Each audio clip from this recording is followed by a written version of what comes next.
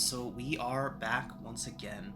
Last session, you all had been led into the Kuatoa city of Sloobludop by one of the archpriests of this city, who introduced himself to you all as Plooplupine. As you were all making your way towards the city with him, he explained to you the dire situation that the Kuatoa found themselves in. Their city split down the middle culturally by a new sect that had been rising, a sect that gave worship to a new deity, somebody that they referred to as the Deep Father. While Kuatoa society had always worshipped a deity by the name of the Sea Mother, this new creature, this new thing that had gained their devotion, seemed to be driving several of them mad. Driven out of his city by visions of those who may be able to help him, Pluplupine came to you all seeking help. He wanted to present you all as sacrifices to this other sect in order to gain their trust and in order to draw out their leadership so that he may, how he put it at the time, speak sense into his daughter, the ruler of this other sect, this cult of the Deep Father that had risen up. He was able to convince you all to go along with this plan, letting you all know that he would not bind you any more than you'd be able to escape from when he presented you to the other cult, the other sect. So he was able to get you all into the city. You saw the place, a rather odd establishment. The Kuatoa running about in very odd fashion, some of them behaving very strangely. But you were all brought into the city, and not too long after, were brought to the shrine of the Deep Father, a rather macabre scene littered with sacrifices of various living creatures, including a complement of Duergar. The remaining survivor of that Duergar crew was just about to be sacrificed when you were all brought before the altar. The plan went off well. It went off as intended, I should say, when the leadership of the cult of the Deep Father came out to thank Pluplupine for giving them all such a bountiful sacrifice. And then once the ceremony began to sacrifice you all, Pluplupine bludgeoned his daughter to death in front of everybody. Once her guard was down, he struck her from behind in a sneak attack and beat her to death while all the other Kuatoa went into a frenzy, some sort of religious fervor. Some of them began attacking each other, some of them began dancing wildly in the water, and those that were dancing in the water were soon ripped down by unseen creatures, ripped down and devoured beneath the waves. All that was left of them was foaming mess on the surface of the water. You all decided that this would be an excellent time to make good your escape. During all of this chaos, the Duergar man who was about to be sacrificed gave you all the option of accompanying him on his keelboat, if you were able to get him to it safely, that is. But as you were all making your way through this throng of Kuatoa going mad, something began out in the water, as Pluplupine murdered his daughter and her blood went into the water of the dark lake that Sloobludop was on. The demon prince Demogorgon was drawn to the scene. Whether he was summoned here or whether he was already in the Underdark is unknown. But whatever it may be, whatever means brought him from the abyss, he was summoned to the site. And very promptly marched into the city and began laying waste to everything. Some of you were overcome by the sight of this demon prince rising out of the waves and began to act erratically, even going so far as to attempt to murder some of your own survivors from Velkenvelv. Through this chaos, you were all able to board your ship and make your way out of Sloobludop, watching it be smashed into rubble by the enormous form of Demogorgon as the scene faded out behind you all. So that is where we pick up today. You've all been sailing for maybe about a half an hour away from the city. The sights and sounds of the city are finally fading away into the distance behind you all, and that is where we pick up now. So you are all on a keelboat that is cramped for all of you, but there is enough space for all of you to fit on. What do y'all want to do? I would 100% not recommend that place to visit again. That was not very good. Agreed. What was that thing that came out of the water? It was a... They spoke... In my religious studies, they spoke of a being like that. The Prince of Demons.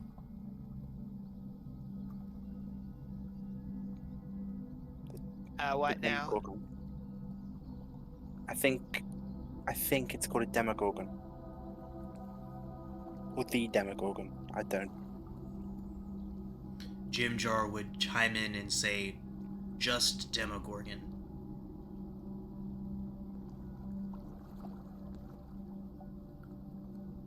So Kind just of since I wasn't puts here his last head session, down. did we lose anybody?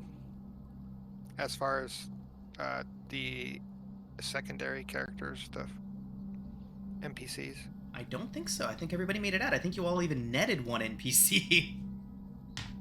Okay. Yeah, I see one with a red X, so I was just wondering who that was that got... Well, Boopido died. Ront, this guy died before you joined us. Oh, okay, got you. Yeah, and I knew Boopido died from the piercer, correct? Right. Yeah, so... Right, and what is this icon on my character? Oh, it says you're concentrating on something. I don't know what that is. Yeah, nothing right now. I'm concentrating on survival. I personally don't know too much about the Demogorgon, but last week I rolled. I think I got. I can't remember if it was a nat 20 or just a 22, but I rolled pretty good on religion check. Okay, On so him. what was the total score of a nat 20 on that? Ooh, God. Let me go. Yeah, check out your religion bonuses, because there's a lot to know about Demogorgon. So if judging by how high you get, how high a nat 20 for you is. It would have been a 22. A 22, okay. So with a 22, you would have known that Demogorgon is the lord of demons. There are none above him in the hierarchy of the abyss, of the infinite layers of the abyss, simply because he killed anyone that tried to challenge him. There was, you would know this, that there was a war is the wrong word for it, a mass slaughter of beings of his caliber that they committed against themselves. Beings such as Baphomet, Zagutmoy, and others were involved in this war, but they were the survivors. They were the ones that saw the power of Demogorgon and said, you know what, nah, you can go ahead and have the crown, dude. But anyone else that challenged him was killed. So he is undisputably the most powerful of demons that exists.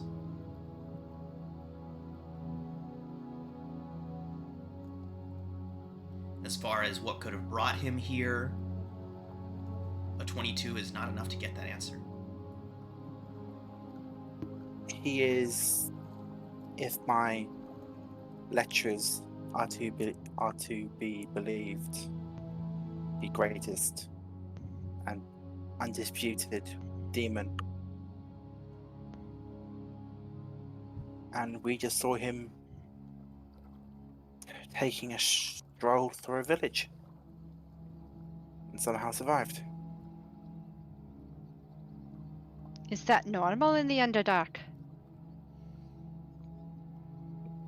I looked at Sareth. Yes, so Sareth, Jimjar, Shushar, Topsy, and Turvy, they would all be shaking their head no in unison. Like, that was very, very far from normal. Well, I say we get as far away as possible and let's get the hell out of this place. This place isn't very friendly. Can I examine the water? Is it bubbling or doing anything menacing like it was before? I've been traveling for about a half an hour now, so go ahead and make a perception check. With a 9, It's very dark, true to its name. But can I give myself guidance? after the fact, I don't think so. That's fair. Yeah, but a 13 wouldn't get you that much more anyways.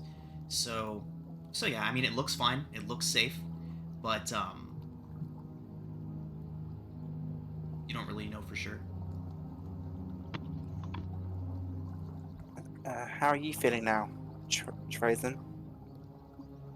Shushar would poke his head up from behind, like everyone that he can get behind. My head hurts, but I still feel something strange in the back of my head. Shushar hits the deck. What are your current feelings towards Shimshar? His betrayal I've accepted, and I've forgiven. Oh, that's wonderful. Shushar stands up, walks over, and is like, "And I forgive you as well." He extends a hand towards you, Trazen. The forgiveness really is the best thing. Then we are sanguine together, my friend.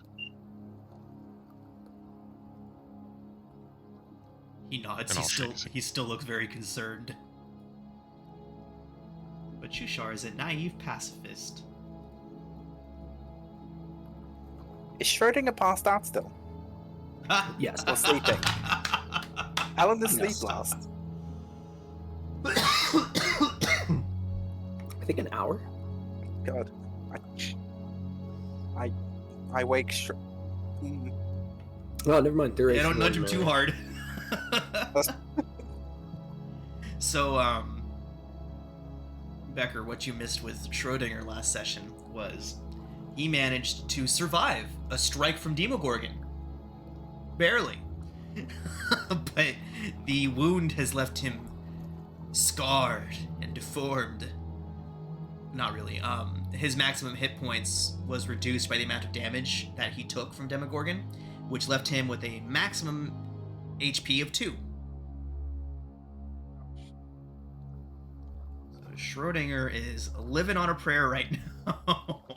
I'll let Schrodinger sleep if he's not already awake. Yeah, Schrodinger will be just nodding in and out of sleep as everyone's having these conversations with Treason and I keep forgetting the fish's name. Keep having Shimshar keep having their conversation.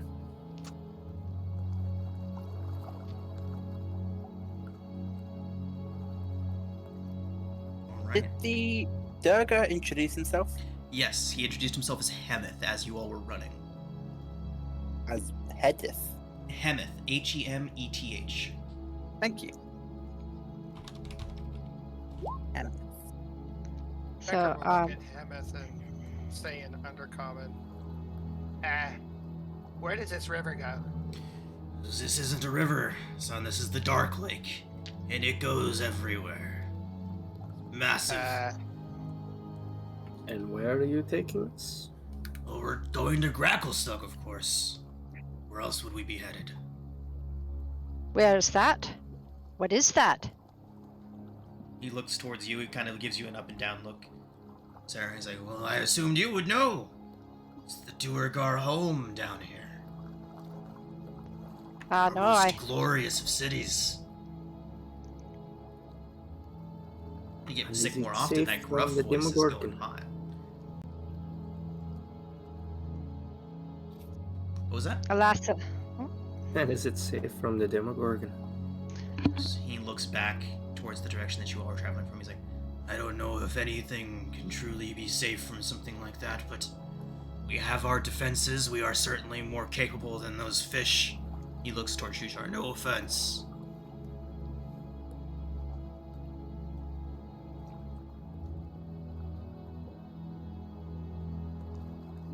and do you think we'll be do you think we'll be welcome there?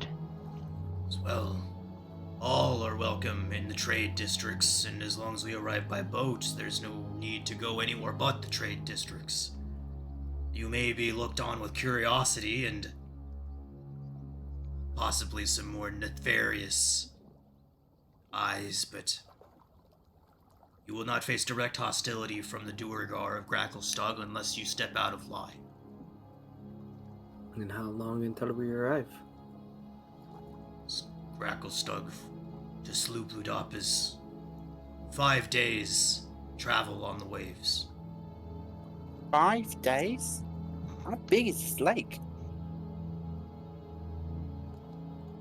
He would say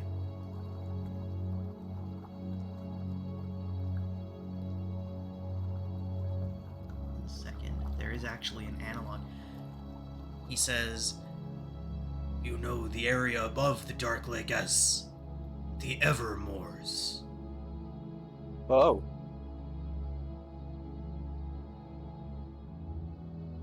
That's a pretty big lake. Yeah, the Dark Lake encompasses the entirety of the area beneath the Evermoors. Now, let me see if I have a map for you all. Put that into perspective here.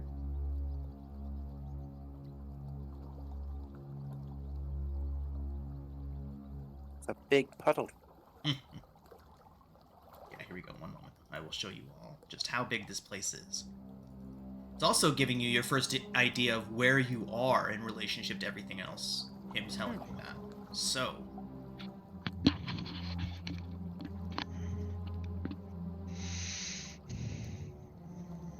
Wow, that's big because, yeah, that's a huge area.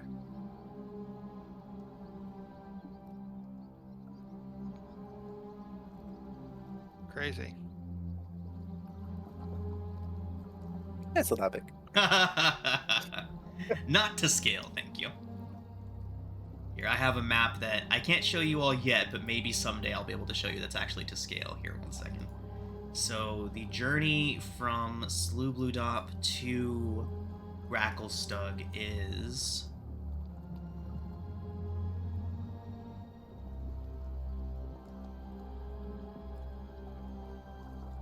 Is this like marshland? Yes. Okay. 75 miles.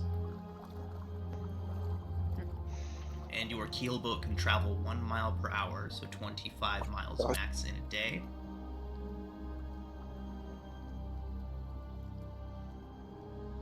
How are we doing for food, everyone? Should be well off for now. Do we have 5 days right. worth? Sorry, of 16 miles food? max in a day, because you'll need to rest. Oh. I was about to say, that math didn't math.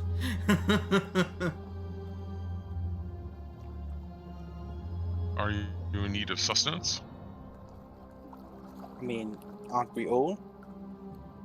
We didn't have a huge amount of food supplies before this. Very well. Let me help you. And I, Trace will cast Goodberry. Sweet. You will cast it.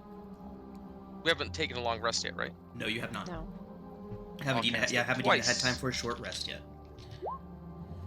Twice then. I don't know why I posted it twice, but I'm casting it twice. Well, those look tasty. What do you got there? I call them dingleberries. God damn it. Seriously? Yeah, I mean, That's Dingle- the catch. Dingleberries. What? what are I've they? not. Yeah, I've not seen those before. They will be delicious. They taste better than they smell also. Oh my god, I hate you. I refuse.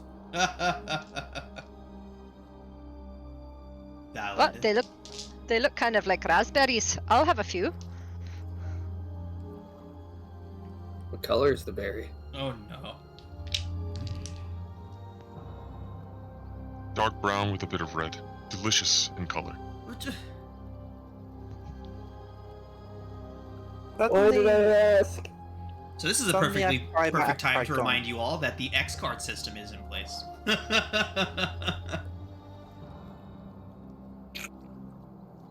I'll take How many you got there? What do you got? 20? 20, I think, right? All right. I'll take. Well, how many can I have? One will satiate you. The others might cause indigestion problems. Just one. I'm a big girl. I need more than one. Very well, You- at your own risk then. Here. He's a growing dwarf. I am a good. That's right. Okay. Can she have 5? Yes, there's 15 left. Or we'll just take one and pop it in his mouth too. Oh god. It's Sure, we'll delicious. take one and swallow Dare it. I ask what it tastes like? Well, tastes like a cross between a raspberry and a blueberry. Got a slightly nutty taste. Oh, the worst. I Just will try take one and swallow it like a pill.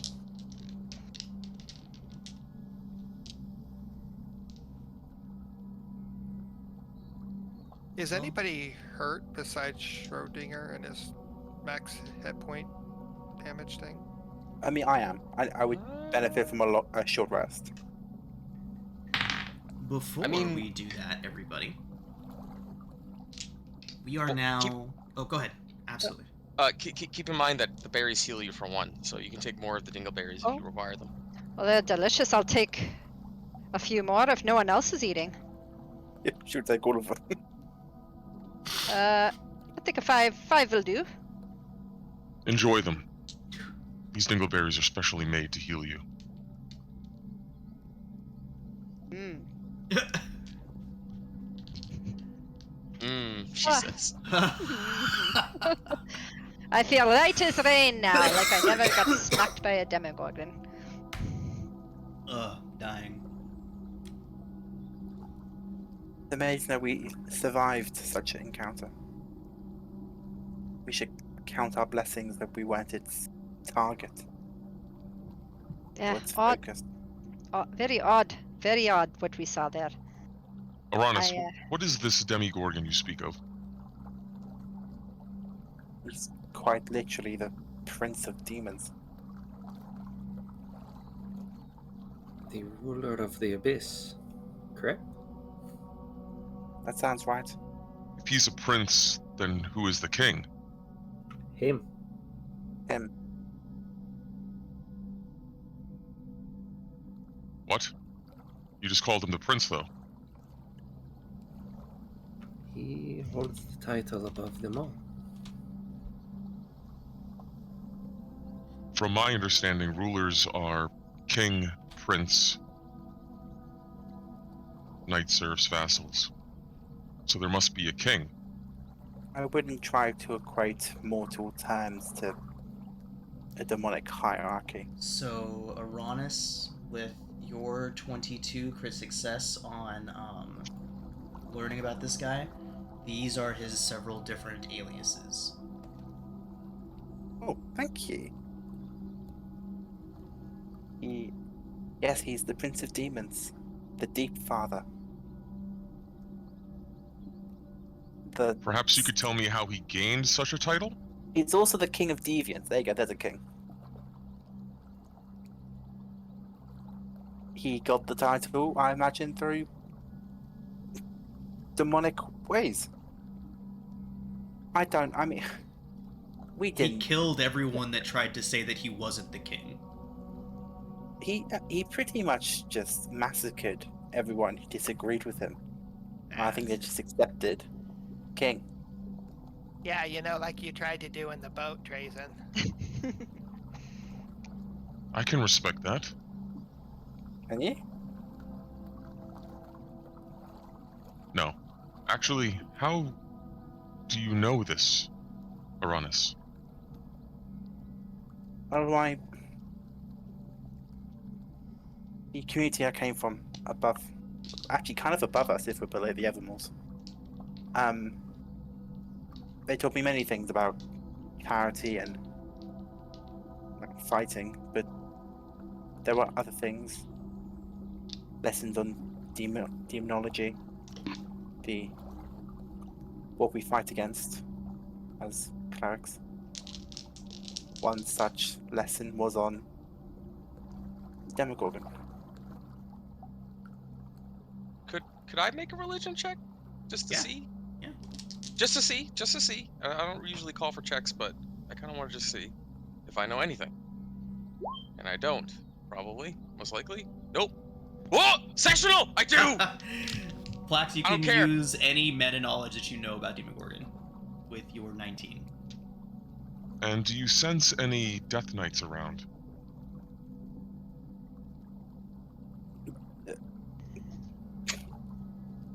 Do I sense any Death Knights around?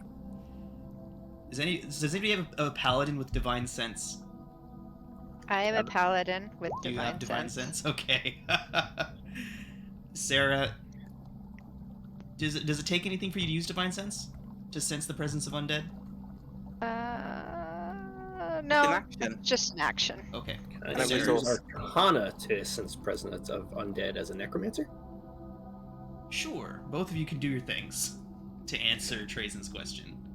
Uranus, there's really no way for you to know unless you also have an ability of the same of the sort.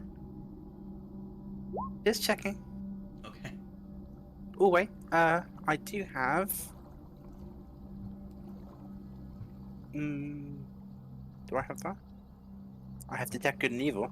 You should have turn undead too, but that's not really helpful right now. That's just all clerics get that, right? We do. I don't want to waste something. Well, But yeah, just in case. I have Detect Good and Evil. If that does anything. Neither of you sense any Death Knights around.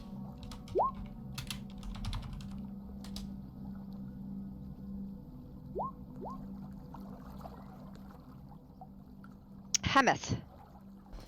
Aye.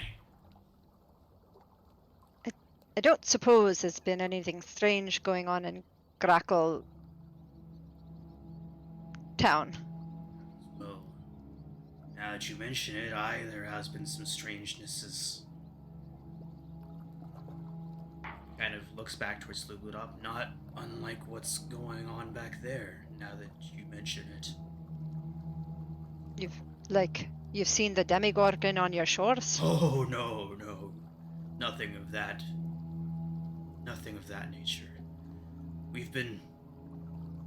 Some of our number have been... Let's just say they've been acting not quite right in the head.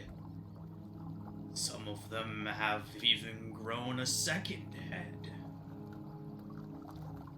What was that? You've got to be kidding. Think you heard me well. I don't know Durga very well. That's not a common thing, is it? Shakes his head. Sarah checks her shoulders. I've only got the one. Sarah, Just did checking you not if hear notice? these stories. Did you not notice the Demogorgon? I did. It's got two heads. Exactly. Perhaps your people have been cursed. He nods. Says all the more reason for us to get back there so that I can warn my leaders of what's happening here.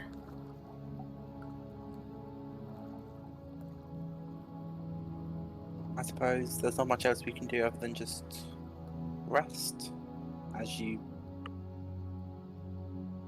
sail, Hemeth. So it's a keel boat. It requires at least 4 people to be rowing the boat at any given time. So through rotations, nobody has to make checks to continue doing that. You all can just continue doing it, but at least 4 people need to be actively rowing the boat at any given time in order to keep it moving. And this is before we took our long rest, right? Yes, this is before any sort of rest. After this conversation, it is now maybe about 40 minutes since you left Sloobludop. There's enough of us that we can do it in shifts. But first, alright everybody, we are back into a full-blown travel leg of this adventure, which means we roll for random encounters for every 4 hours that you are on the Dark Lake. We will do this by, at the start of each day, I will roll 6 d20s to determine how many encounters and what type of encounters you all get. Everyone surround Schrodinger. So, as today is only going to be a half day, there will only be 3 dice rolled for today, so let's see how things turn out for you all.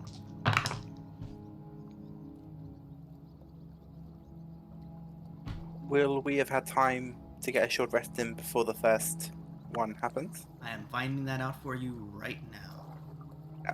Thank you.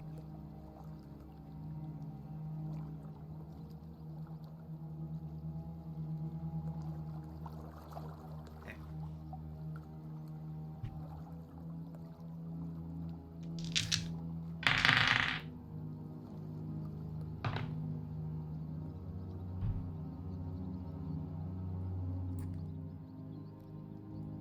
All right, everybody.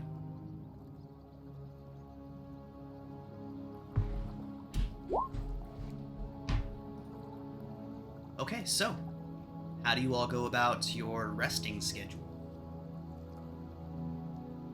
Sarah will be rowing the boat for the first bit.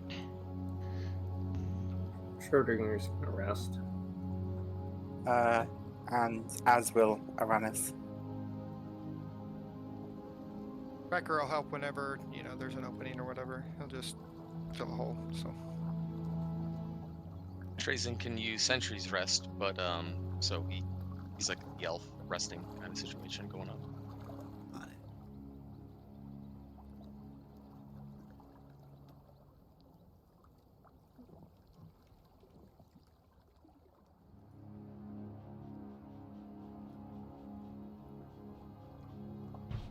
All right, everyone. Who has a passive perception? How many of you have passive perceptions above 12? I Trazen do. does.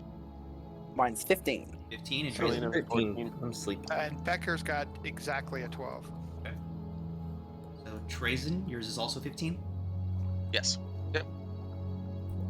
Wisdom based class, you know what I mean? Mm-hmm. Right. The two of you feel something odd. Kind of like something tapping beneath the hull of the ship. Oh my god. You make a perception check to try and figure out a little bit more of what it might be.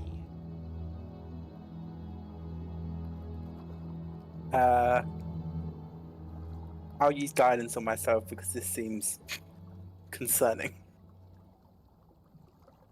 As will I.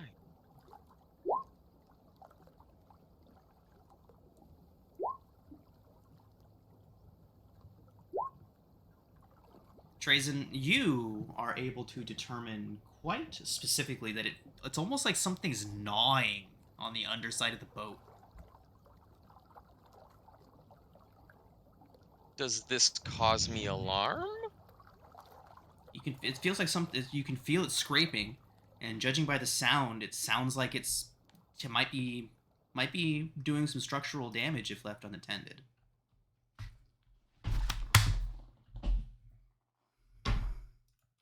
Do I notice? You don't notice as specifically what it is, but you can tell that something is doing damage to the underside of the hull. Slow damage, but damage nonetheless. Hemeth has not noticed.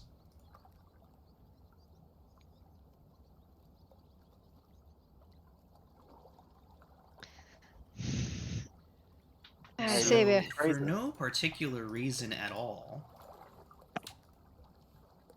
could you all please show me your positions on that boat? Oh, what's he doing there?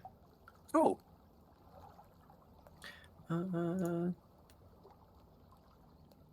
I think the. Oh, we have Schrodinger's- redundant characters, I think.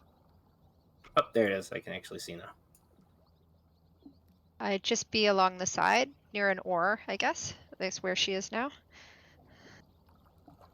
I suppose since I was resting, I wouldn't need to be on the side. So I guess I go there.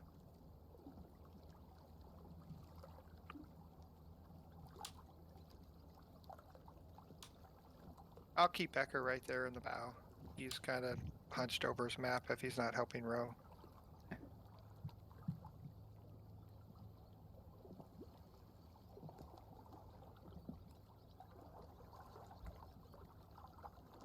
Actually, I'll be a little bit away from Aranis.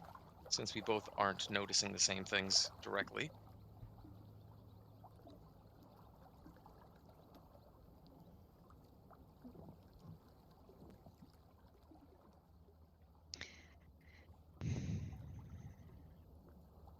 So what are y'all doing?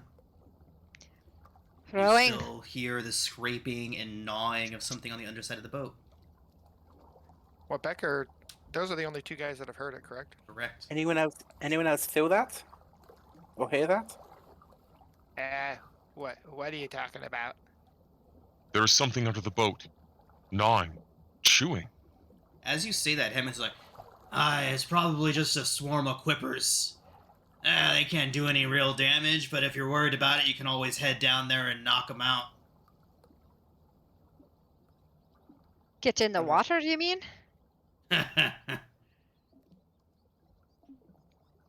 Oh. What exactly is a quipper? Yeah, what's a quipper? And Becker will kind of poke his head over the side to see if he can see anything. A quipper is here. It's a common enough fish. You all can know what a quipper is. Here you go.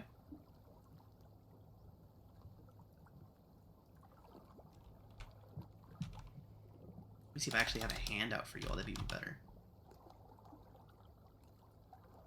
No handout for quippers, but here we go.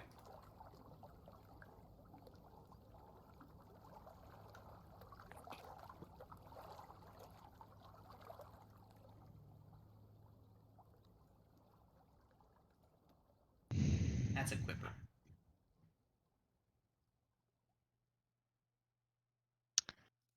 That's just delightful. I don't think I'm getting in a water with something with teeth like that. Does Becker see anything when he looks over the side? Becker, as you turn over the side, the boat feels like several hands beneath it try to rock it.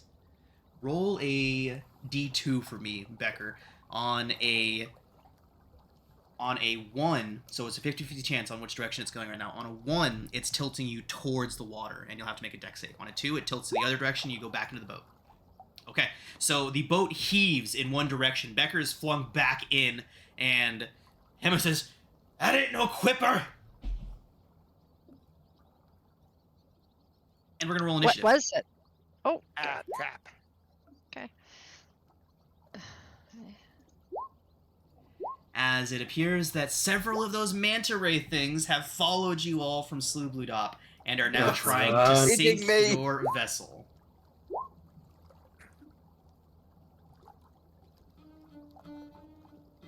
Schrodinger, stay in the center. Did I get a chance for a short rest? Nope, no rests have been had. Oh, darn. Actually, you know what? This is for a 4-hour block of time, so some of you would have gotten a chance to do a short rest. Go ahead, and we'll say that each of you had a 25% chance of doing a short rest, which means that you can go ahead and roll a d100 and pick a 25 number range. If you score within that range, you've gotten a short rest. If not, you have not. Okay. Well, Yeah, I choose everybody not can to go ahead short and- rest. I'm vigilant. 25 to 50. Okay. Look. And it's Come an on. hour, you said, right?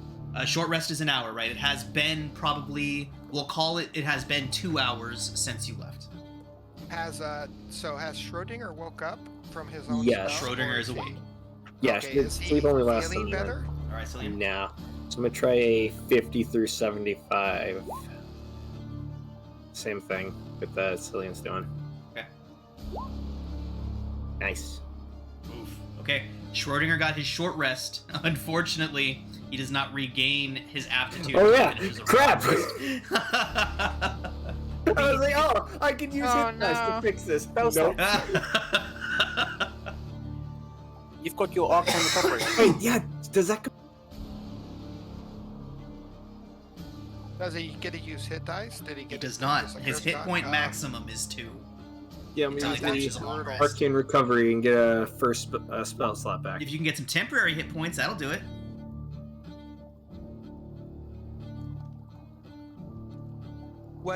Did you guys use Becker as an NPC at all last session? No. No. Okay, so what I've got here is accurate then for hit points Correct. and all that kind of stuff, right?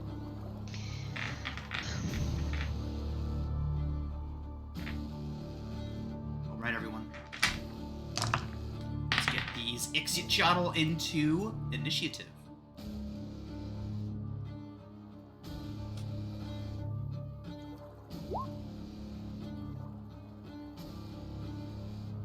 Right. Trazen, what do you do as these creatures begin frothing up out of the water, reaching towards those that are closer to the edge? How far away is it? They are right beneath the boat. They Like, are sticking up feet-wise? where they are, so they are within arm's reach. With arm's reach. Okay, I will first use my reaction, since it has not been a long rest, to circle of spores. Con save.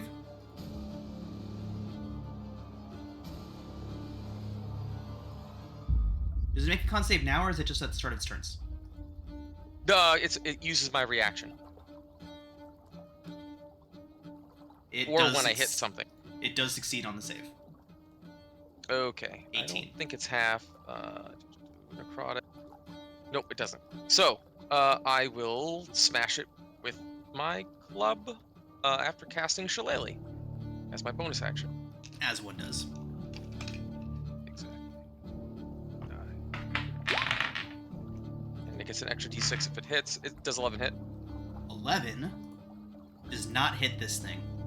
It Okay, so slaps no against D6. its rubbery hide.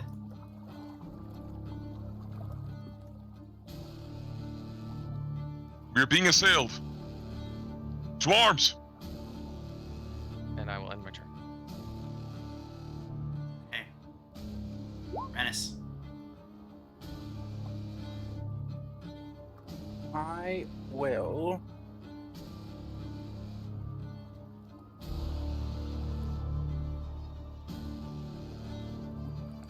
I'll save both off for now.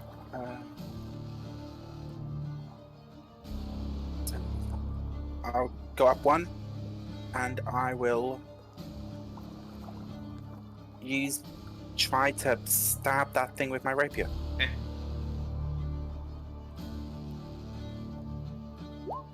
When he hits. 8 piercing. Right. It shrieks.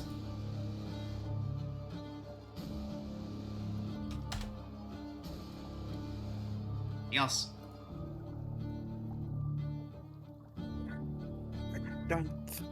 I've got no bonus action, so no. Okay. That brings us to their turn. Aranis, the one that you just stabbed, lunges up and out of the water and attempts to take a bite out of you with a 15 to hit. I But was gonna use my warding flare, but it doesn't hit, so it's fine. alright. Trazen, the one that you struck, is also jumping up and out of. Ooh, that's a crit, Trazen. For 9 If only someone could piercing. use warning flare. Help! Help! I'm not that. At level 5, I can help you. Okay, Silvery Barbs from Becker. Reroll on the attack takes it down to a 5. Miss. Becker goes, no, I don't think so. That's not gonna happen. You're not that lucky. Alright. Cillian. One that was previously unseen splashes up and out of the water, its strange face reaching up to try and take a bite out of you. They seem to be chanting something. It is a 16 to hit, Cillian. That it's 4 piercing. This next one lunges up to try to take a bite out of Jim Jar and hits him with a 16 for 4 piercing.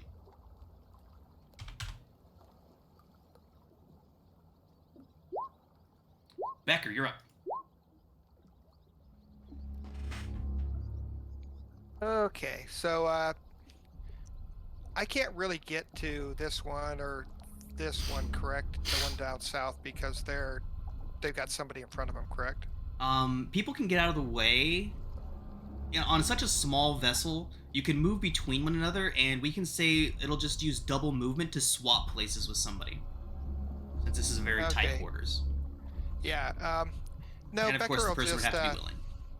that one that attacked Trazen, that's already been hit. He's just gonna kind of look at it and these things are just like they're a mockery. I don't understand why they think they're stingrays and whatever. And he will cast vicious mockery. Okay. Oops, my sneak attack's on. Sorry about that. Wisdom save result is a 6. All right, it takes 2 psychic and it has a disadvantage next time it tries to hit. Correct. All right. Brings us to Cillian. You're up. 2 shots at the one that just bit me. Right, all right. 16's a hit for 4.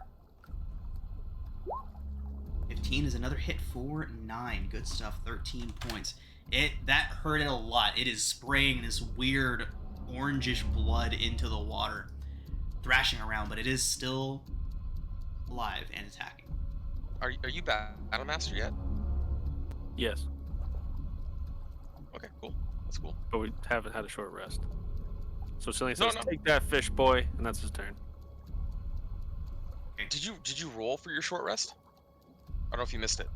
That Sean Yes, I let us did. do. Oh, He okay. did did. He Okay. did not get it yet. Nope. I didn't know. I don't know. Schrodinger. Good luck, don't die. Schrodinger's is going to chill touch this one.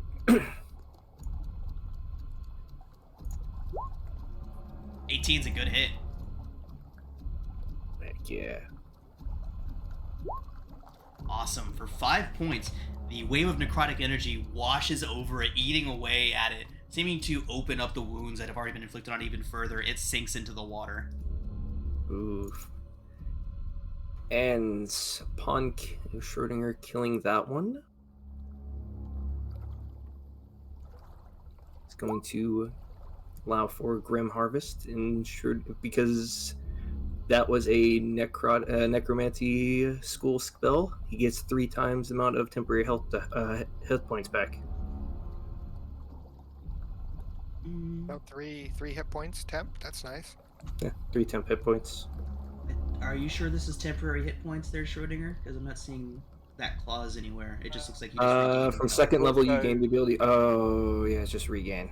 Yeah. And chill touch is a cantrip. Dang it! Never mind. You regain nothing, sir. Whatever, he's dead. Yep, it's dead. Trying to Don't find get- clauses just to come don't back let and anything have hit you help. and you'll be fine. Yep.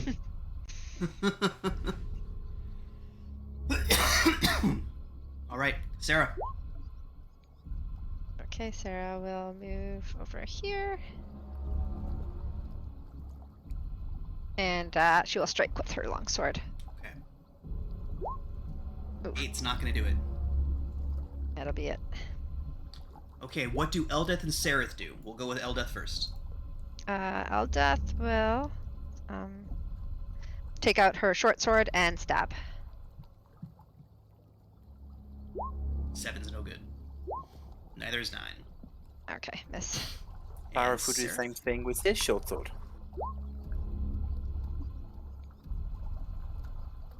9 does not hit. Oh, it does not. They're slippery. Does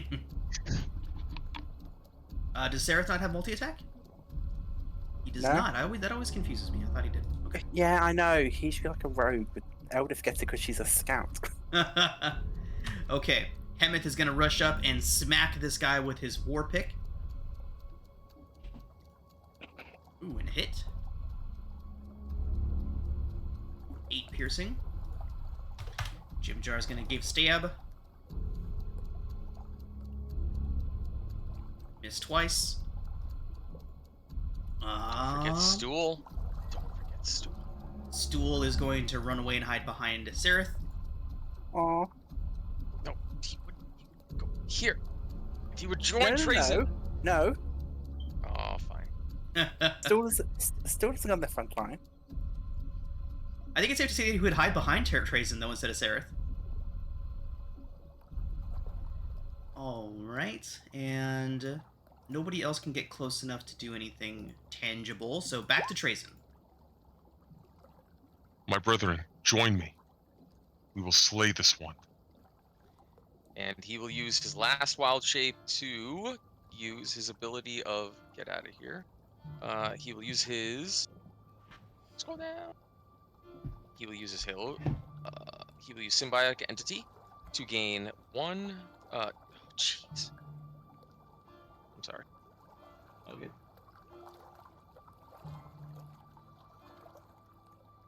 4 HP per, so 12. We're level 3, right? Yes. Okay. So he gains 12 temp HP, and he will use Halo Spores on as a reaction to this guy. Awesome. Con save. Result is a 6. Okay, so 1d4 plus 1d6. Pop, pop. Ooh! 9 Halo of Spores damage as a Nice. bunch of literal bees goes into its mouth so it can't chant. Shut up! Silence. And That's the end of my turn. Okay. Aranis. I'm going to try to stab it again. 18's a good hit. 5. Excellent. Just double checking on bonus actions. I'm pretty sure there's nothing I can do. Right. I would be right.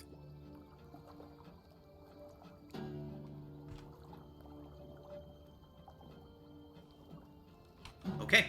That is going to bring us to them. This is going to try to take a bite out of Eldeth. 14 to hit Eldeth. Does hit. Yes, it Eldeth does. takes 3 piercing. This one's going to try to take a bite out of Sereth. 18 to hit Sereth for 6 piercing. This one's going to try to take a bite out of Sarah.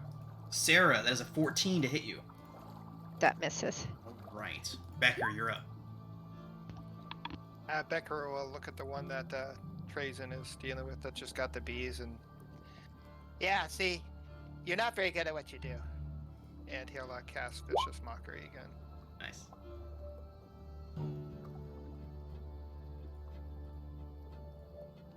Wisdom save result is a 5 for another 4 points. And disadvantage on his next attack.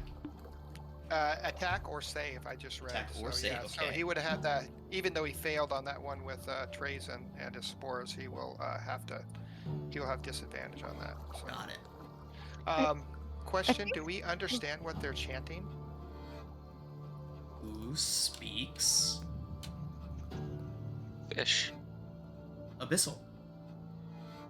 Not Becker. Abyssal, anybody? Oh, Schrodinger does. Blood and salts for the Deep Father. Yeah, great. Chant some blood for the blood gods over here. And with Becker's, before he's done with his turn, he will kind of look at our buddy and, can't this thing go any faster? He says that you're welcome to get out and push. I don't think so.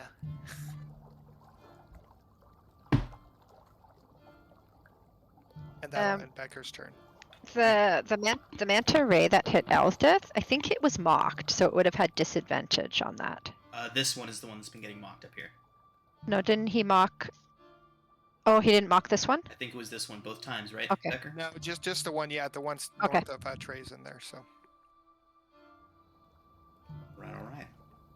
Becker, you're up. Oh, was that your turn, Becker? Yeah, Becker's done. Cillian. First shot at the one by Trazen.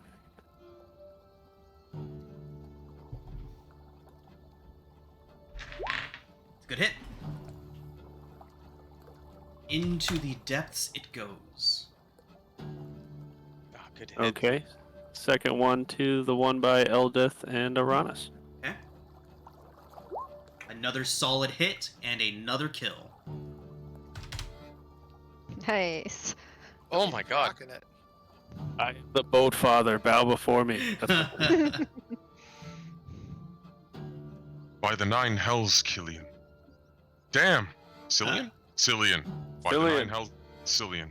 That was damn It good. is Killian now. Yeah, he's Killian.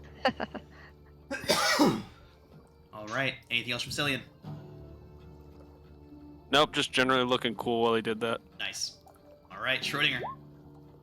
They keep. They are screaming salt for the deep father. Schrodinger is going to reach into his spell book, pull out 3 skulls, and throw them at the last remaining manta ray. Okay. Magic missile. Fantastic. So these skulls arc up and, chittering and screaming, arc back down in a straight line down towards the thing and smack it once, twice, thrice, and it sinks into the depths.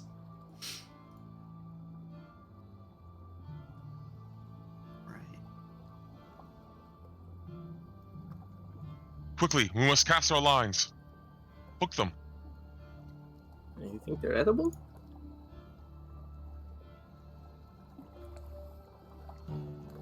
Yes. Maybe? Yes. Maybe? Yes. They do know what salt is.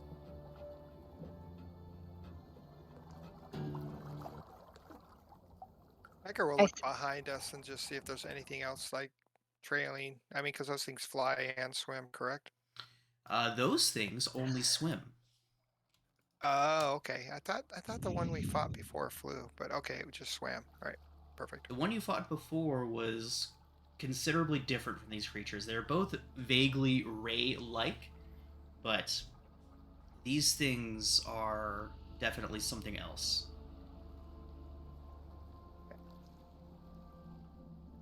Right, Jason, you got the right idea. We should fish these out of the water and eat them. I think I'll keep rowing.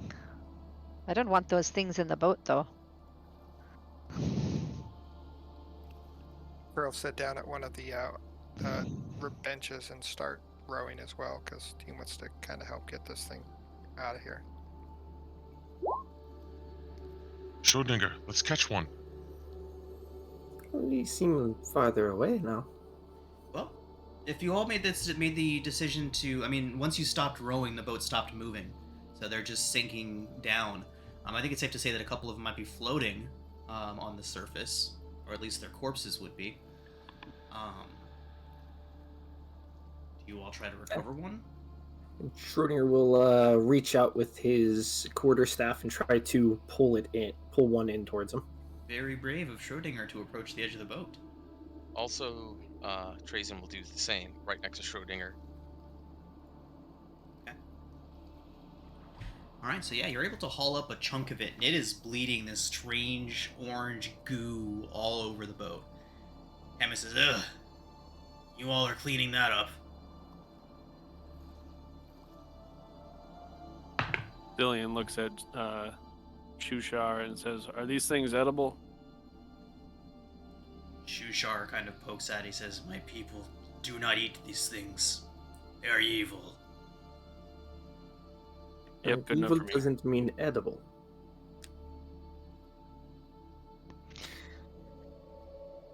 Look, there's been a demigorgon swimming about these waters. I wouldn't eat anything that came from it. Just Only common thing we have sense. is rations, though. And how long is that gonna last us? Yeah, but Trazen makes dingleberries. What else do you need when you've got a handful of dingleberries, really? Good for a bit of meat. There's And a bit if of we meat find in these somewhere to berries. stop by, I can possibly cook this. Or I can at least provide the bonfire. A wooden boat. If we stop by somewhere safe. When you say that, Schrodinger, Hemeth would say that, on that note, keep your eyes out for any spits of land. He says that they're out of his normal waters, so he doesn't know of any good spots to stop to rest or to anchor that are safe. So if you all see any, to let him know. At which point Shushar would inform you all that there is, in fact, a little island not far from here that's a good spot to beach up and take a rest. Shushar's the fish guy, right? He is indeed. Treason, Becker's gonna do look you at him and go, trust option the FF? last time you picked a place that ended up being infected with a demon lord, I don't know. He nods and he says, I understand your apprehension. My people seem to have lost their way. But I assure you, this island is far too small to draw the interest of one so large and terrible. But what about the Mantares in the water? They showed up for just a small boat. He nods and says, there is no guarantee of safety on the Dark Lake. Anywhere. I guess it wouldn't hurt to take a look at it. Is it on the Maybe way a that lot we're different going? than- Shushar nods.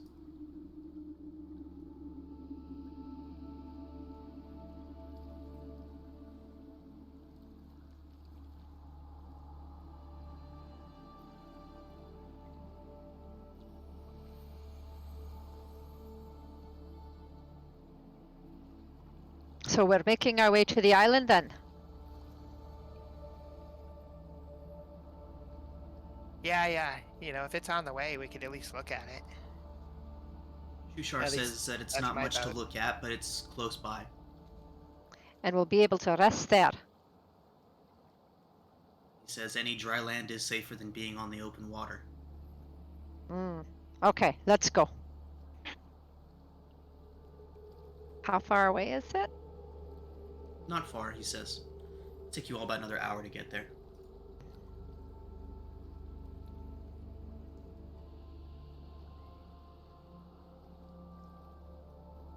The meantime, Treason and Aranas, keep your eyes peeled.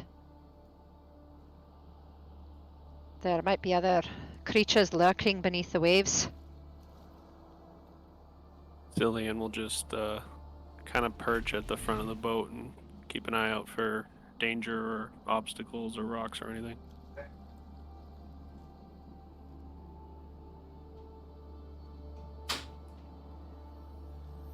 Alright, Cillian, so make a perception check for me. Alright. So, Cillian, as you all are making your way through the waters, you can see that there is no hazards directly in your path, but as you're looking around using your torch to see into the water, see the surface of the water, you do see that there are definitely features in this water that could prove dangerous. Off to your right, as you're looking through, you see just one little tooth of stone kind of sticking up out of the water, only sticking up about 5 or 6 inches out of the water. But as your boat passes and your wake kind of shifts the water around it, you can see that it's got to be as deep as this lake. Running into something like that could very well destroy your boat. You're in no danger of running into any such obstacle now, but with a 19, you are able to discern that you are doing the right thing there, that there are definitely features in this water that can prove very dangerous aside from just the creatures that lurk inside it.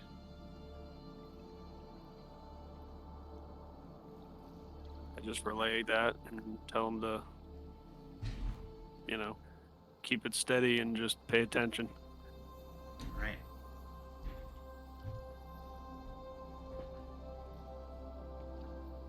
Alright, everyone. So, after another hour of travel, a elevated section of land ahead of you all begins to come into view. It's not very big. It's only maybe about 60 feet on its longest side, 30 feet long, barely big enough to pull your boat up onto, but it is dry, and as the water moves around it, you can tell that the sections that are exposed have not seen any moisture, that water has not risen to its level in a very, very long time. Years, if not decades, since water has touched any of these surfaces. Hammett says it's as good a spot as any and steers the boat to beach itself up onto the shoreline of it.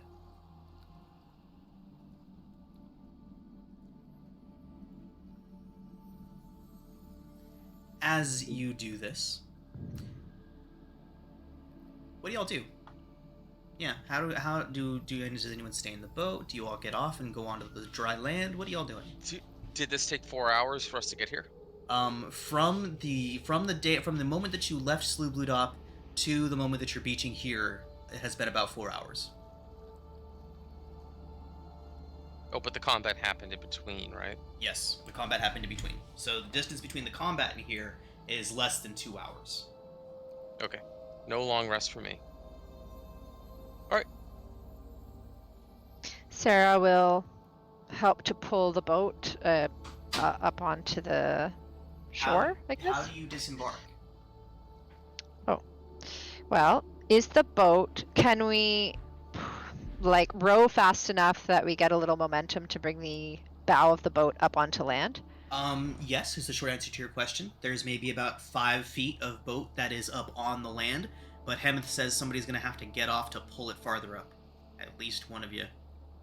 Okay, so Cillian Sarah would've will jumped off right as we hit too.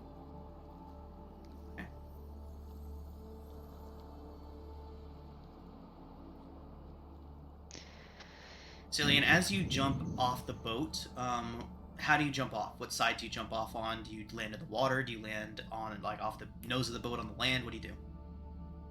Yeah, I was already at the nose of the boat, so I would have just gone forward and like a foot to the right. Fantastic. Go ahead and make an athletics check to drag the boat up.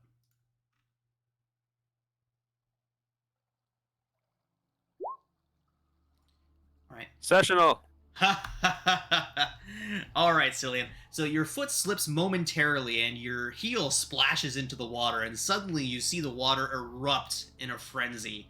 It seems that hundreds and hundreds of quippers have been following your boat since the fight with the Ixitladdles, and we're just waiting for the opportunity for something to enter the water for them to feed. You snatch your foot back just in time and are able to drag the boat up onto the shore far enough that nobody risks entering the water to disembark. Hey guys, don't touch the water. Why, Cillian? Why would I do that? Not do that? Why wouldn't I? Those little clipper things. They're swarming around. They look hungry.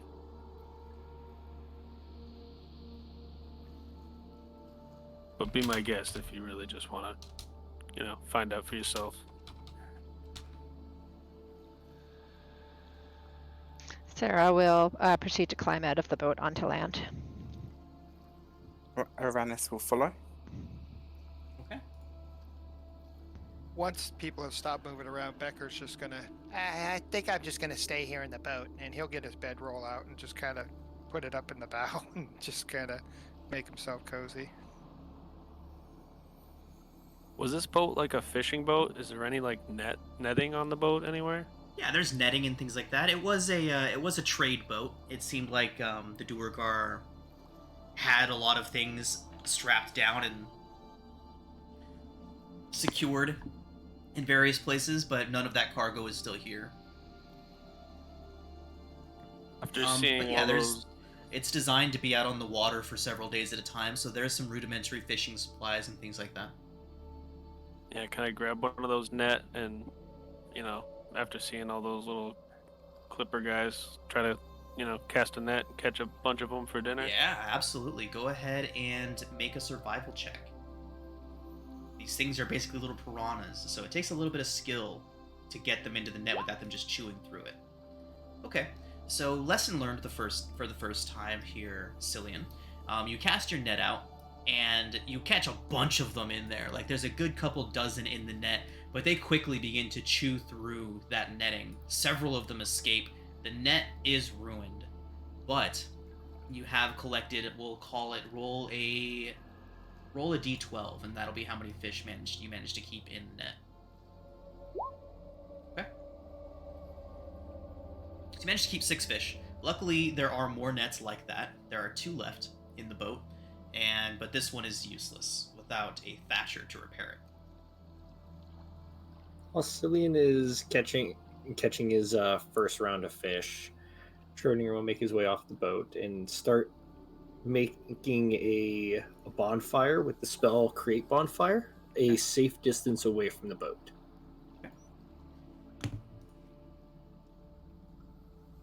Let's go ahead.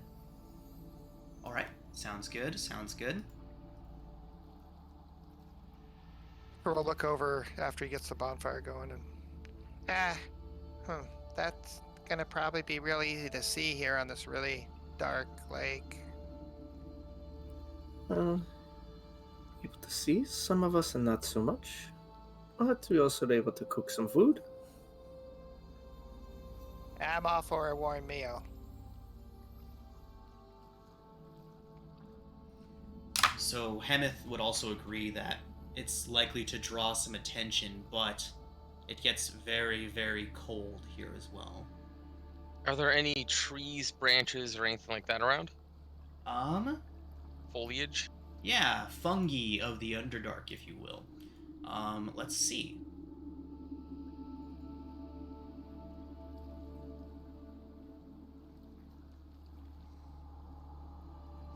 Okay. Anytime you all stop, you have a 25% chance of there being fungi around. So go ahead and roll the D100 and pick a number, range of 25 numbers. 1 to 25.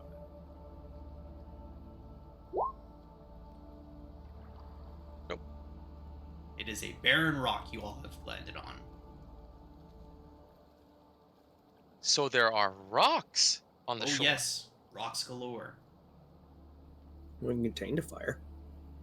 Put some rocks around it. It won't spread. Let us make a blind out of the rocks. Here you go. Oh, like a fire pit. Nice. A sunken campfire only emits bright light for 10 feet around it. So we'll just go ahead and use that. Yeah, it's a cantrip, so we don't even really need foliage. Schrodinger just can keep recasting the cantrip. Okay.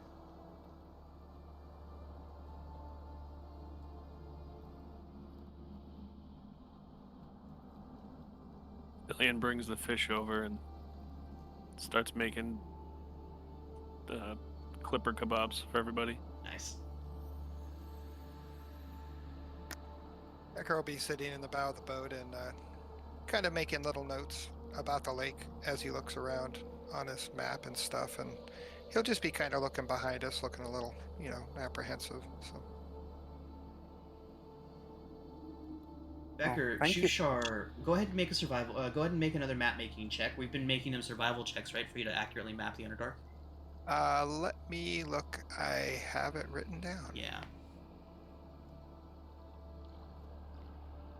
Bio map DC 15 success to get advantage on daily navigation checks. A natural 1 be a failure. Any other checks will just be I can add to the map. So I will do it was survival. I didn't put survival, but I think it is, right? Yeah.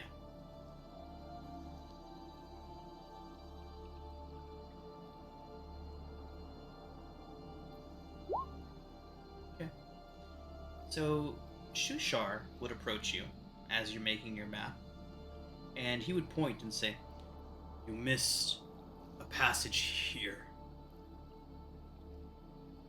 And as you're on the Dark Lake, Shushar can add a +4 to any of these checks that you make if he assists you. Ah, okay. So did that count as an assist? It does count as an assist, and your So map. that was a success. That was Perfect. a success indeed. And So we have an advantage on our navigation tomorrow. do. Huh? as you're talking to Shushar, it becomes clear that Shushar knows these waters intimately, although he hasn't really been vocal about it. Thanks. You seem to know this area pretty well.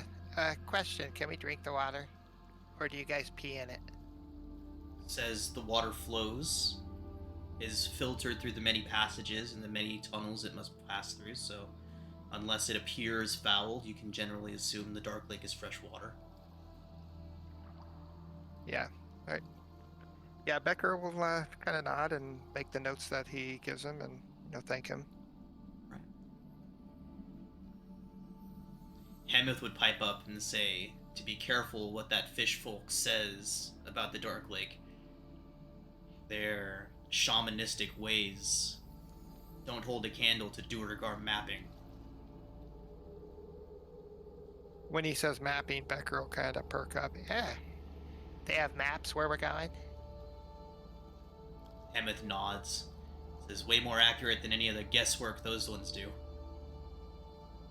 I'll have to take a look. Shushar, after hearing Hemeth say that, he says, "You do not guess. We simply spend our lives on the water. It's part of our lives to unravel the mysteries of the Dark Lake. We'd never map it, because that's not the point."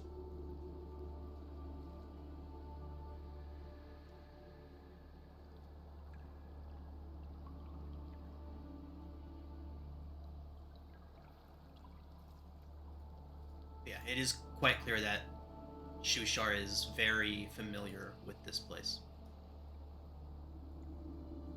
Well, I will, like I said, Becker will thank him after making the appropriate notes, and just kind of nod to himself as he's, adding little things to it. Draw some little rocks wherever we're at, or little fungi and mushrooms on the map and stuff like that. Right.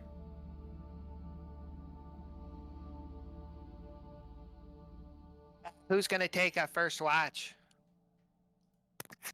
I can. Okay, I'll stay up with you. I'm not really tired, so. Can you see in the dark, Becca? Of course I can. How do you think I've been walking around without a torch? I didn't want to. I didn't want to ask. So Eh, it might be okay. rude. Yeah, it's I don't know. It's kind of weird. Nobody else I know can see in the dark like me. Us normal human guys. But I seem to be able to see in the dark pretty good. I think it's because I ate my vegetables when I was a kid. I only asked because I could have created some light for you. I appreciate it. I can see in the dark. I mean, it might be good just to have that bonfire at our back, and that way it doesn't ruin our night vision, huh? Of course, whatever you wish.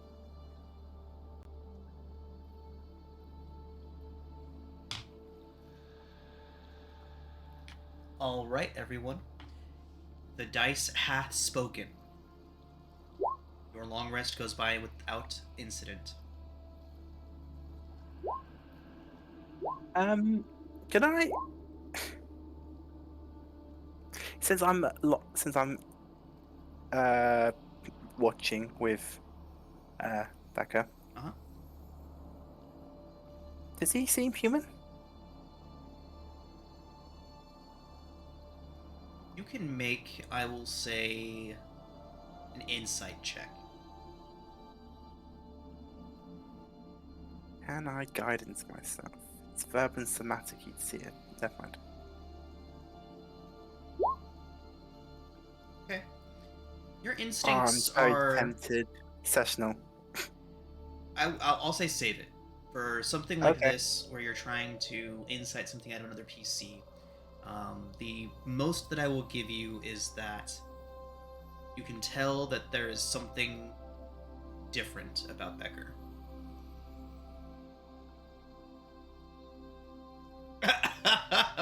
Cillian. I know, I mean, Aranis hasn't spent huge amounts of time with a human, but he swears he can't see in the dark. Some new variety of human I'm unfamiliar with. None of the homeless people we fed ever talked about being able to see in the dark. Did you say that to Becker? Actually, during that watch, I think he'd say, out of interest, Becca, where'd you hail from? We've been together for a while now, and we barely know each other. I don't really remember. That was a long time ago. I remember some times in Waterdeep and Neverwinter, and I've been all around. But I don't. That's a good question. I really haven't thought about that in a while. You don't remember your I don't really remember. Details are just they just clutter the brain. Just gotta live in the moment.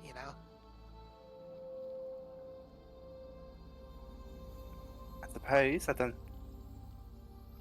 don't know why I do if I forgot my memories of my home.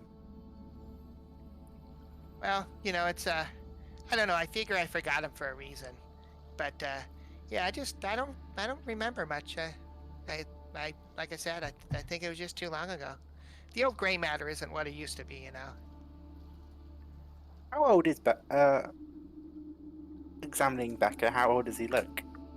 Becker looks like a man in his like mid-60s, and he's very wrinkled, like sun lines, where he squints into the sun quite a bit, some sunspots and stuff like that. Full head of white hair and stuff like that, but then he's kind of wiry, looks kind of in shape, but he's definitely, looks about mid-60s for a human. Of course, I'm sorry. I forget sometimes how fleeting your lives can be.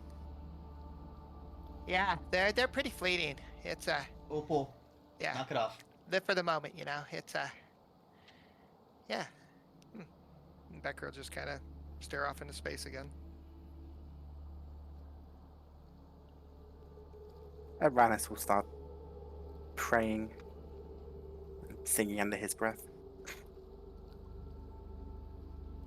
After he goes for a little bit, Becker will kind of look at him. Yeah, I'd probably pray too after what we saw. It brings me great comfort that I can still, despite being away from my home, from my father, my friends, that Elestri is still with me. So I'm never truly far from home. She must be. You're still alive. That was, I didn't think we were going to make it out of that one. Especially when Trazen decided he was going to try to sink the boat. I don't know what got into him, but that guy, he's a little, he gets pretty single-minded when he gets his dander up. Yeah, I don't know much about his species, his race. I've never seen a humanoid fungal or mushroom creature before. Perhaps this is, I don't know, is it typical behavior for them? Yeah, I don't know. I've never seen anything like him. It's, there was these little, well, they're kind of almost like stool that I saw that were up top in the swamp sometime, but they're not nothing like him. I don't know what the heck he is. Yeah, there was a time back, maybe, I don't know, turn of the century. There's maybe, and he'll just kind of get lost in thought as he's kind of, you can see he's trying to think of stuff and trying to grasp thoughts. I suppose seeing the Demogorgon is enough to turn anyone's mind away from their good senses for a while.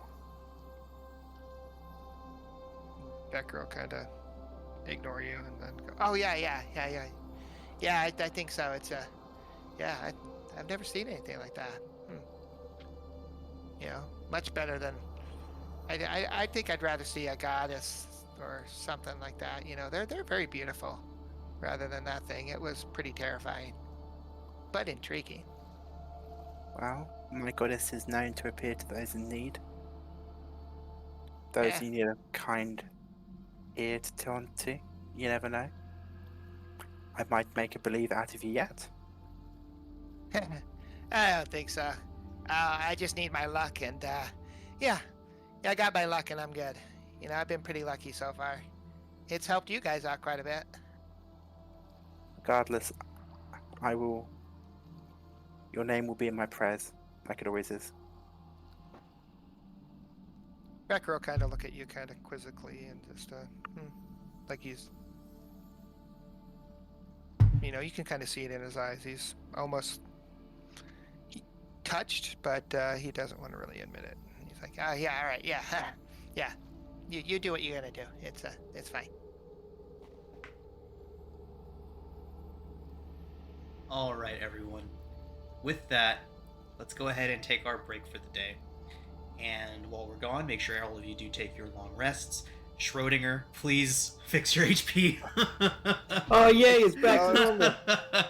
All right, everybody, we'll be back in 10. All right, everybody, so we are back.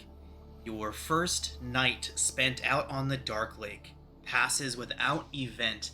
The most exciting thing that happened was a bunch of hungry fish that were following you around, hoping for a meal that were themselves instead turned into a meal.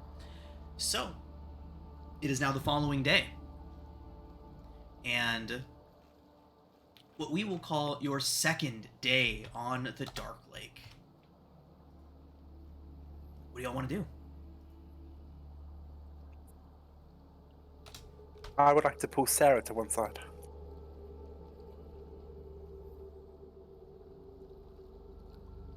What's on your mind?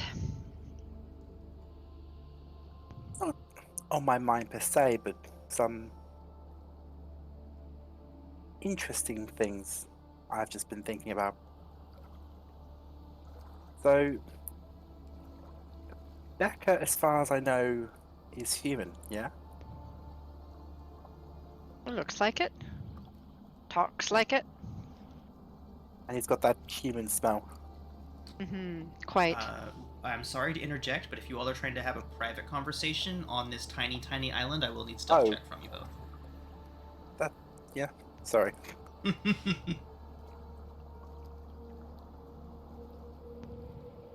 depends. I mean, I might try, but it's up to. Oh my god. Nice. So Aranis clanks away and is having a private conversation with Sarah that you all don't hear, but is very obvious that they are talking about something. But yet, he can see in the dark, unlike any human I've known. And he spoke about events that, if he's telling the truth, then he's over 100 years old. Really? That's odd.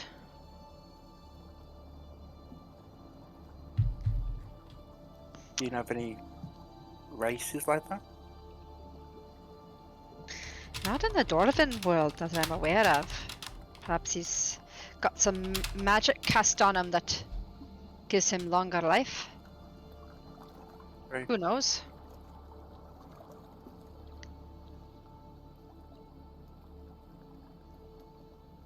You could ask him. Maybe. I don't know. Seems a bit egregious to come out with what race are you? What's your blood? You want me to do it? I can. Oh. I'm not shy. Nope.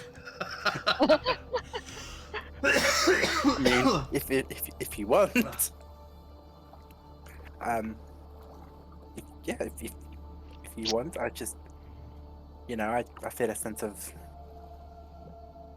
out of everyone, I feel the most. I feel like I can empathize with you the most. We're both dark creatures, but not raised at the majority of our kin. Our choices are our own rather than our heritage. It is true. If you want me to ask him something, like I said, I don't mind asking. Okay. But do it subtly, yeah? Okay, no problem. Oi, Becca! And she'll walk Becker will over. look up Wait, Sarah. Oh, Becca. You know, Aranis and I have been talking. No, what? Subtlety. And we're talking about you. that's a good subject. I love talking about myself too. It's great. Well, it seems that Uranus is of the opinion that you might be older than you look. If that's possible. Heh. Well, I look pretty old. What gave him that idea? That's kind of weird. I don't know. He said you mentioned something that was probably before your time. I mean, if you're human, I can't imagine you're much over 80. Yeah. Well, maybe. I don't know. I was telling him I don't really remember my childhood much. It was a long time ago. You know, just don't need to worry about that stuff. I can't remember it much. Must not have been important. How old are you then? I don't know. Maybe. I don't know. How old do I look? 60s, if I had to guess, but Okay. guessing a human age is strange. That sounds about right. Yeah, 60s. Yeah. If you talk of events that are more than 100 years past, I did. yes. Huh. Maybe I was confused. You know, I read a lot. Why are you confused? I don't know. Was I? You're the one that's asking the questions. You were the one with the answers.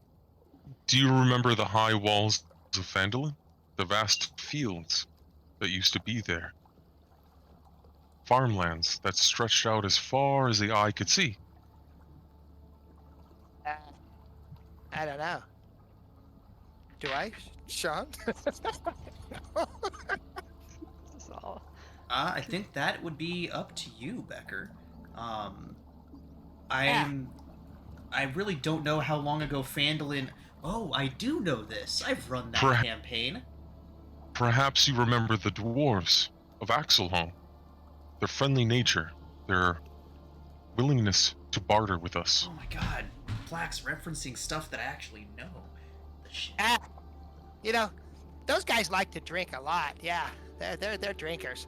You know, they just man, you get them drinking and stuff, and you can pretty much convince them to just give you anything. But but don't try to take their gems, man. There was this one time, and he just kind of gets lost in thought. How long ago was this event? If it's the recent Faerun, like, Sword Coast era, those Axelholm's a literal tomb of zombies, and the dwarves have, like, all died.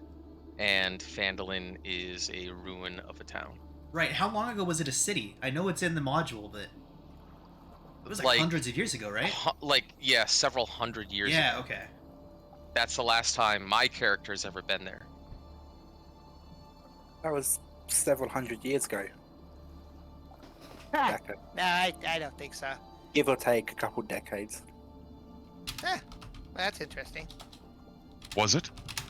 Has it been that long? Do you I remember don't that? know, Uranus. Has it been that long? There's these events You're talking about events that predate me. Well, you're a young guy. Look at you. You're just in the prime of health. I'm in my 80s. Whoa, you look really good for your 80s. What's your secret?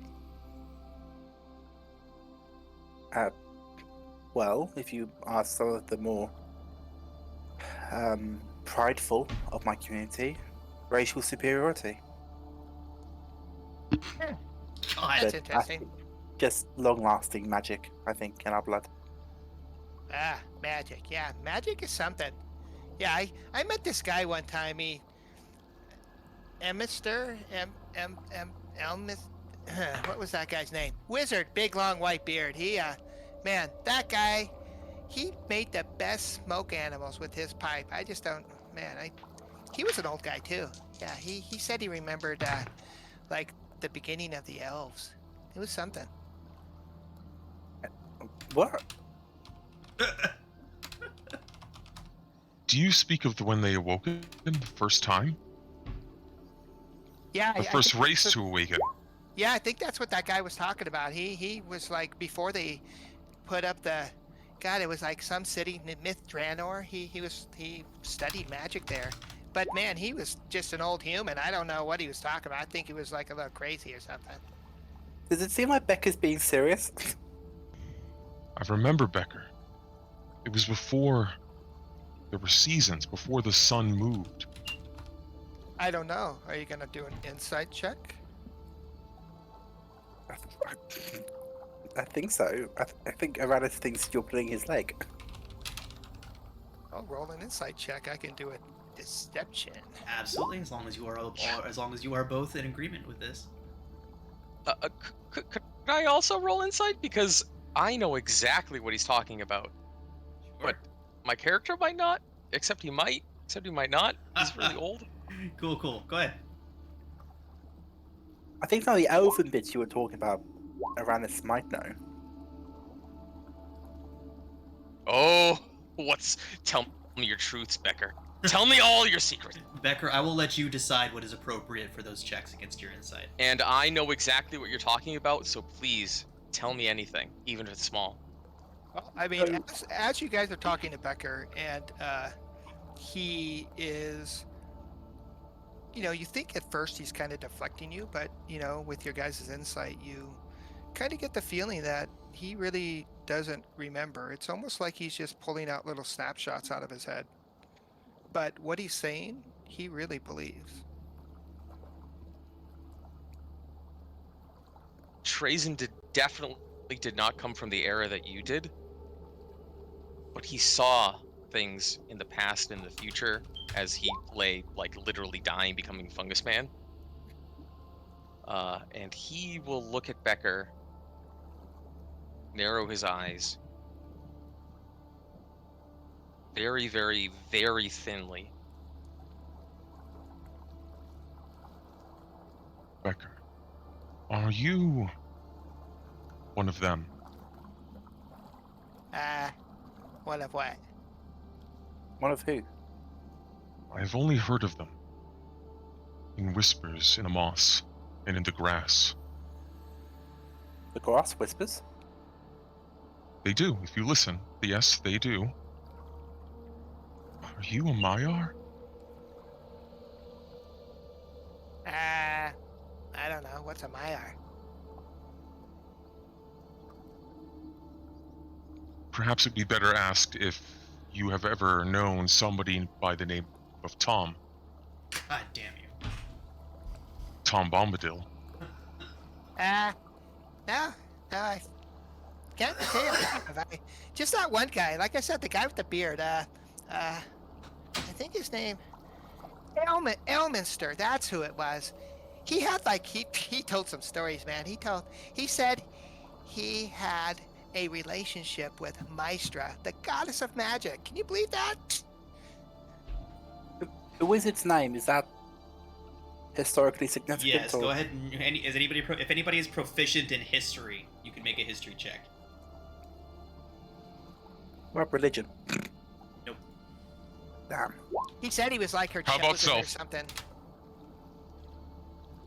Alright, what do I know? Due to my stealth check. You know that everyone can see you. I sneak into his mind. No, it's fine.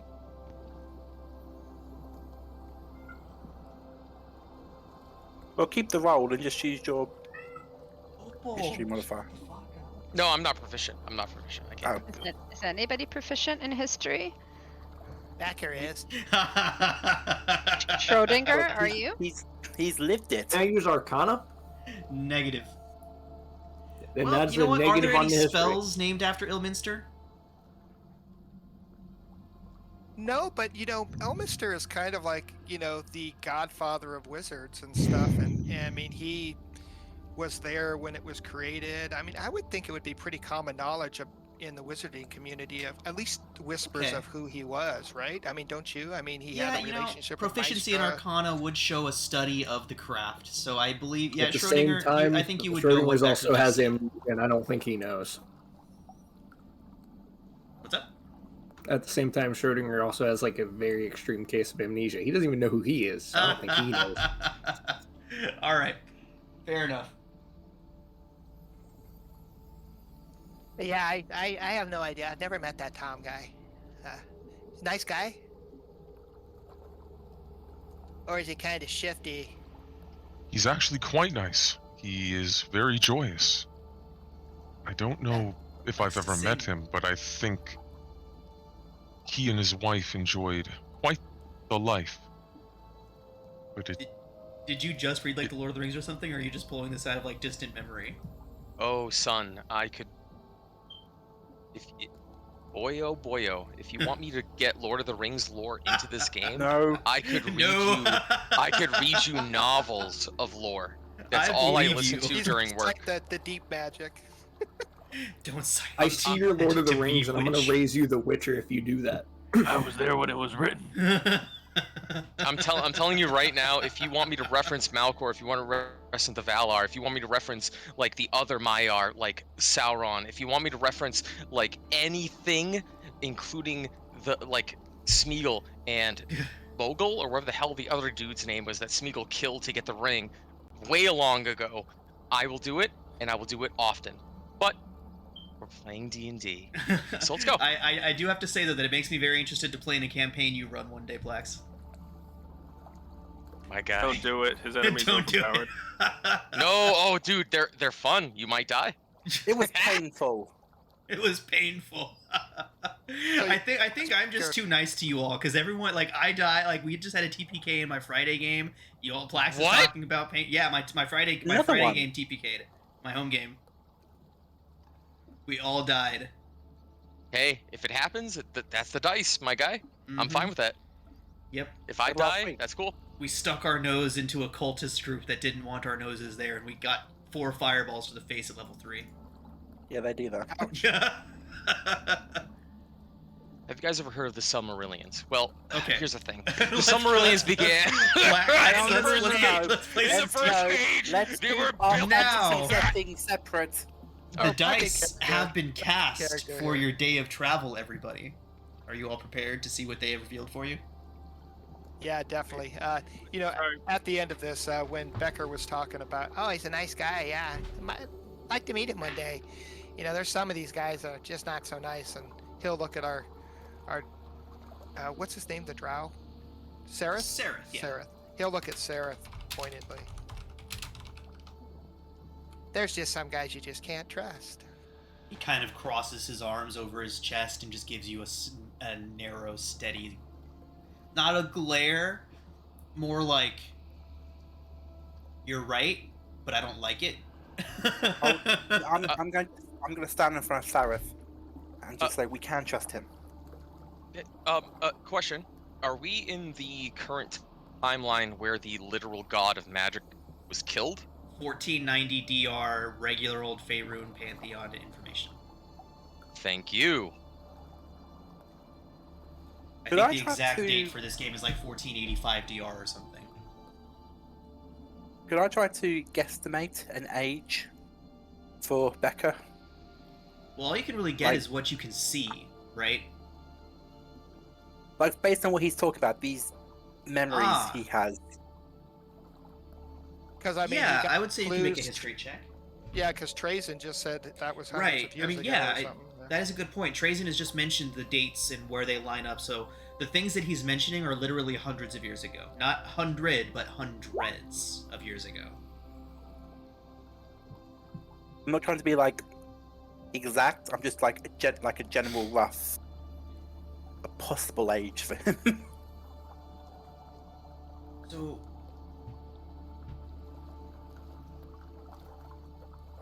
yeah, I don't think a 17 flat is going to be enough to get you that info.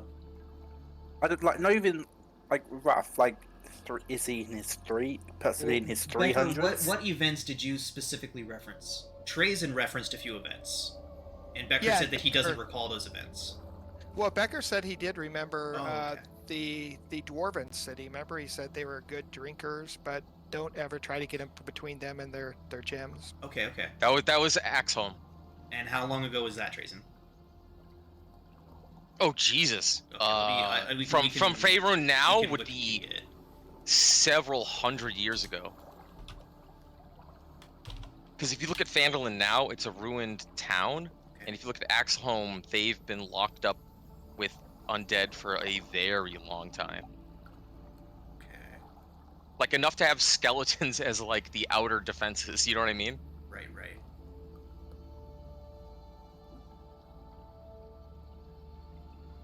It actually doesn't give us dates. No dates. Only I that just it was. looked at, let me see, Axe Home. I kind of Googling it. I'll try Yeah, to find something I'm on there. the D&D wiki right now, but I'm not seeing anything. Icespire Peak is where the lore came from. That's how I know Phandalin in the outer area. That's how my character knows the outer area, and that's where he comes from. But way before it became what it was in that campaign.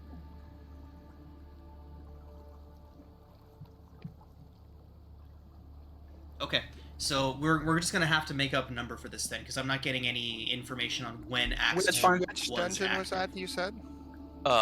Dragon of Icespire Peak. Oh, okay, great. I've noted down several hundred years. That works. Yeah, definitely several hundred years. Okay, so we're running into speculation and Reddit articles and Stack Exchange now instead of the official content. So we're gonna assume that there is not an official date on that. That's fine. I just wanted something really, really rough so it made sense in my head. I mean, we can always just pick a random Redditor and say that's canon, but I have done that on many occasions, but I feel like Becker wants a little bit more specificity to his backstory than that, so. Becker has some specificity, whatever that word is said, to his backstory, trust me. Well, all right. Ooh, sorry. 1 second. Before we move on, Uh-huh. we don't even have to RP it. While they were all speculating on 60 to 300-year-old Becker man, Yeah. can we just say I went over to Sareth and was like, hey, I noticed you, the drow, and you yourself use like poison on your arrows for your crossbows. Can you show me how to do that, or can I ask him that basically? So he would kind of look towards you and give you an appraising look, Cillian, and he would predictably ask what's in it for him. Oh, I'd say I think we're all doing a good job of keeping each other alive, and maybe that little thing will save his life one day. Make a persuasion check.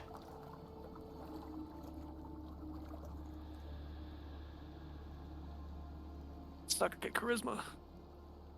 All I'll right. take it. So as he's listening to you, he kind of nods along and acknowledges that you all have saved his life a few times, and he further acknowledges that you have been putting in quite a bit of work with that bow of yours, with that crossbow of yours. So he nods and says two things. One, if you're ever caught with this, you did not learn how to make it. And if for they torture it out of you, you did not learn to make it from me.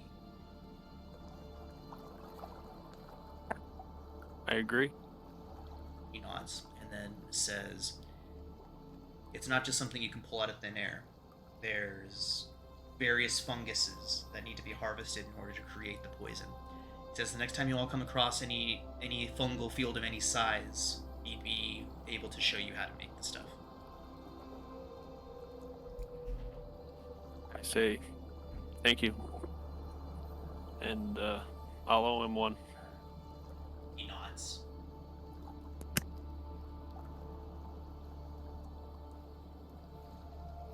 That's all I wanted to do. All right. Okay, everybody. So, shoving off from this little island and making it into the water once again for day 2 of your journey through the Dark Lake. While you all are traversing through these dangerous waters, you notice that the Dark Lake does not seem to be very consistent at all. You'll be traveling through massive, wide open caverns where you can't see the ceiling, any wall around you. Just seems that you're just rowing aimlessly through an endless field of water to suddenly being almost a moment later being almost having to shove your way through narrow passageways that the boat can barely get through. the ceiling only a few feet above your head, and walls close enough to reach out and touch on either side of the boat. These various passages don't seem to have any rhyme or reason to them, although Hemeth does seem to know where he's going, and Shushar never seems to be concerned, even when you all... Yeah, that's my cat meowing, I'm sorry. She's being she's being a demon, if it's surprisingly enough. I let her out, and then she starts pounding at my door to be let back in, and then I let her in, and then 5 minutes later, she's screaming to be let back out again. It's a wonderful little cycle we've got here.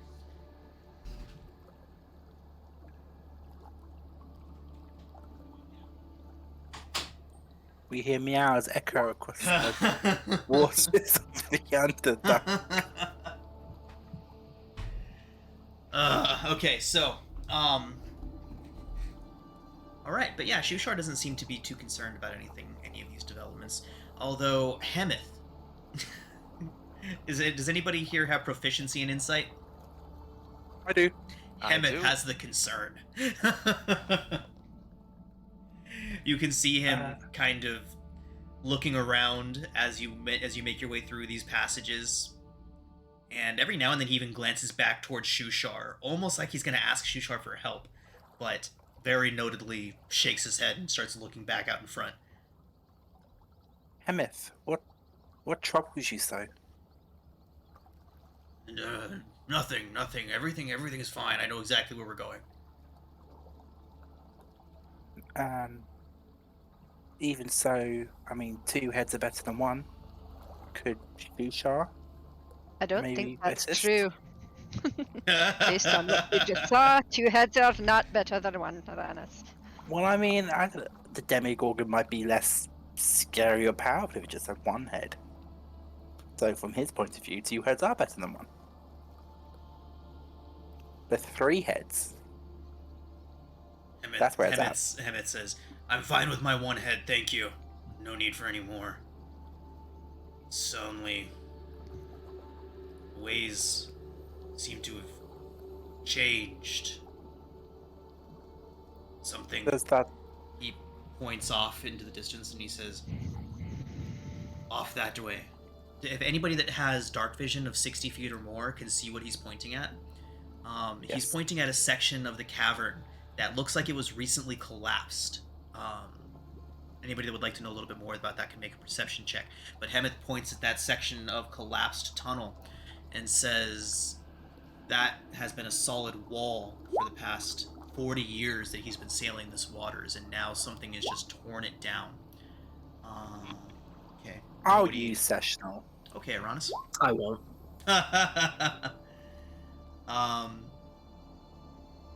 Go ahead and save your sessional, Aranis. Trazen can figure out that Okay. it looks like something massive just smashed through a section of the tunnel there, a section of wall. It opened up a new tunnel, and the water seems to be flowing quite freely into it. Doesn't Sarah have stone cunning? Ah, dwarf. Yes. No. Eldith would. Sarah does. Eldith would. Okay. Okay, so yeah. So Eldith would also be able to notice that that was not a natural cave-in. Something smashed through the wall there, something big. Well, yeah, if it was big, I think we know who all did that. So Hemeth goes on to say that disruptions to these tunnels can yield unpredictable results. Best to keep an ear out and an eye out. And yeah, he would go on to say that Shushar won't be any help. At least Hemeth doesn't think so. Can I examine our surroundings? Do a Sure. visual perimeter check? Visual perimeter check? Sure, go ahead and make a perception check. Well, I mean, I can't do a... I can't leave the boat, so yeah, I'll just use my Yeah, eyes just take a for quick that. stroll around. Take a quick swim. That's a good idea. So, Uranus, my God. as Hemeth is saying this, you do begin to get the distinct impression that you're beginning to pick up speed. And as you notice that, you also begin to notice that hear something in the distance. A gentle rumble that seems to be building in volume and intensity.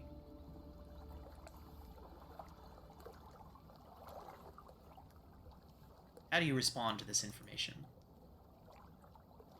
Does anyone else hear that?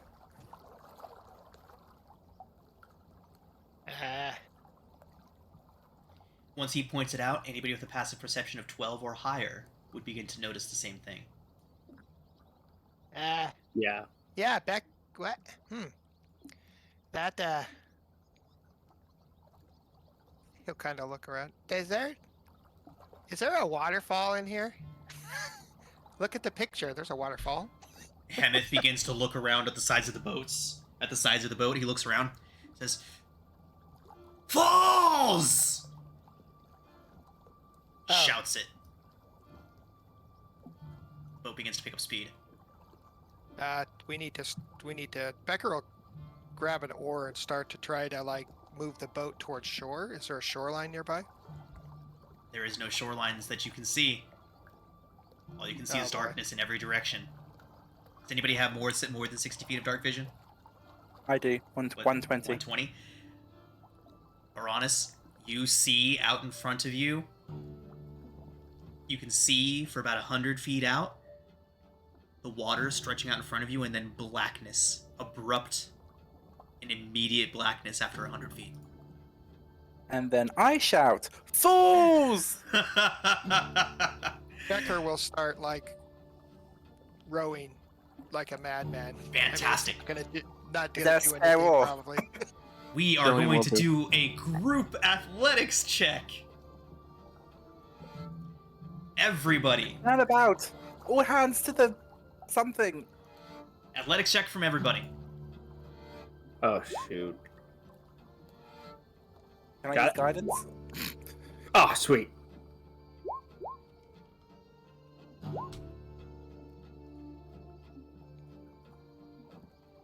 Not bad, guys. All right, It depends what we need. go. Sound begins to amplify, growing louder as the boat continues to pick up speed. Let's add all of this up. Here we go. 1, 2, 3, 4, 5, and 6. Math time. As we're, It's looking pretty rowing. promising. Becker's gonna be like, I think, is this a bad time to mention that I can't swim? God, good to know. Good to know. We'll come to that bridge. when it happens. Fantastic. So, you're all able to slow the boat considerably. You're crawling towards, you're having to exert yourselves tremendously to get the boat to go to this speed, but you are able to slow the boat enough to be able to get a quick glimpse at what's around. And Uranus, with your 120 feet of dark vision, you do see a tunnel off to the left of these falls that if you aim for, it does appear that the water smoothly flows into this tunnel. You Steer announce left! as much. Steer Okay. left! So, Hemeth says, I hope you know what you're doing! And he heaves So do to I. the left. The boat goes towards that direction.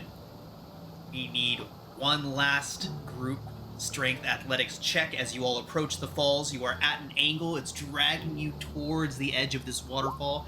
You are making your way evenly towards safety. Okay, we gotta math that. Sarah, you're a now I Democrat, think right? I'll use my sessional. 13, 18, 15, 15. Schrodinger, you use your sessional? Yep. Okay, that'll do it. No need to math that. So, you begin moving off to the side, and as you move towards this passageway, a few of you can, anyone on the right side of the boat, look over and you can see that these falls drop off, and you cannot see how far they go. But your boat barely manages to skirt along the side of the waterfall and into this tunnel, and as soon as you enter into that tunnel, the water calms, and you slowly drift along with the current once again, narrowly avoiding falling an unknown distance. Oh, look at that. A avoided TPK for the second session in a row. I love that music track for tense situations like that. Yeah, good job, guys. Uh, uh. All is calm once more. And Sarah's a Duragar, right? Yes. So she yes. says. So she has 120 infravision as well, correct? Mm-hmm. Okay. So who all has extended dark vision? Sarah and Uranus. Anybody else have extended dark vision? Sereth. Okay. And I'm assuming as with Topsy and Turvy and basically any of the other Underdark denizens. Oh no, Eldath? Standard 60. Topsy and Turvy are only 60.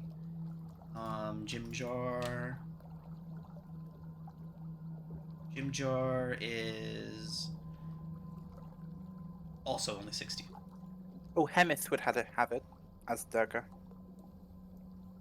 Okay, yeah.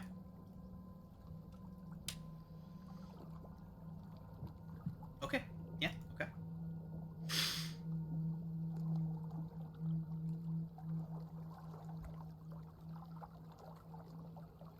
All right, everyone. The day continues.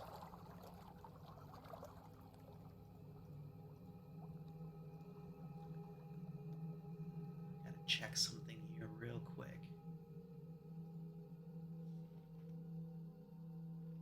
Are we still going in the right direction for Gracklestug, guys? Right. Shushar would step forward and say, "We are, indeed, still headed in the right direction." And Hemeth would whirl on him. "How do you know, fish? This cave is unknown. It's brand new. Look at the walls. This must have been dug out less than a month ago. How would you pot?" And he just goes off on Shushar. Wait. Dug out? Dug out by what? Eldith looks around and she nods and says, "Something made this tunnel. It was not done with tools." How big is the tunnel? Joy. It's about 10 feet high. Can't tell how low it goes. Well, hopefully we don't run into whatever dug it, because Does it appear to show which way the rubble is going, like as if something was going in or as if something was coming out? Make a investigation check, Schrodinger.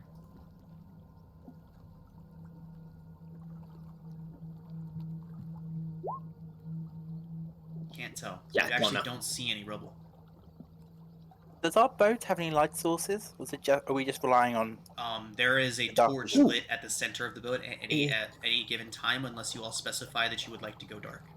I completely forgot that I have these. If anybody needs light sources, they're really the glowing rock thingies, and Schrodinger's gonna pull out. Oh right, you have Phasers rocks. Two of the phasers rocks, and put one in each hand and extend a hand to the humans. and Beck So it would be Treason Trayson and has the tinder fungus, correct? I think it's whatever dead it's for now. Oh, it's gone now. All right. yeah. So if anybody needs 10 Thank you, feet of Schrodinger. lights, How much light does the rock emit? 10 feet. Is that better than a light spell? Light spell makes Actually- 20 and 20. Actually, you know what? Because we are in a tunnel, we don't really know where we're going. I'll use dancing lights. I mean, do we want to look like a standing light source just floating though? Well, we're in a tunnel. I'd rather see if something was going to come towards us. Yeah, well, I mean, Drow could be anywhere. Okay. Ignorance is bliss. Jim Jar would pipe up and say, "At least we lost those drow pursuers for sure, right? No way they follow us after Sloobludop." I don't know. I'll look to Sarah for confirmation, but Drow don't tend to be ones to give up. when the going gets tough. Sareth would say that you know more about our people than you let on. Well, I picked up bits and pieces. It'd be nice if someone could give me a more in detailed rundown of things going on down here. I'll give him a pointed look. He says that they're not in the habit of sharing secrets with enemies. Am I your enemy, Sareth? He gestures at the wider hole, says, surface elves, dark elves, are as natural enemies as they come. We may be serving each other's best interests for now, but don't fool yourself. But I am no surface elf. I was born down here just like you. He laughs when you say that.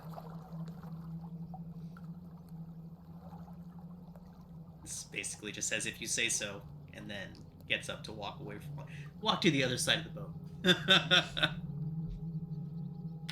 What a dick.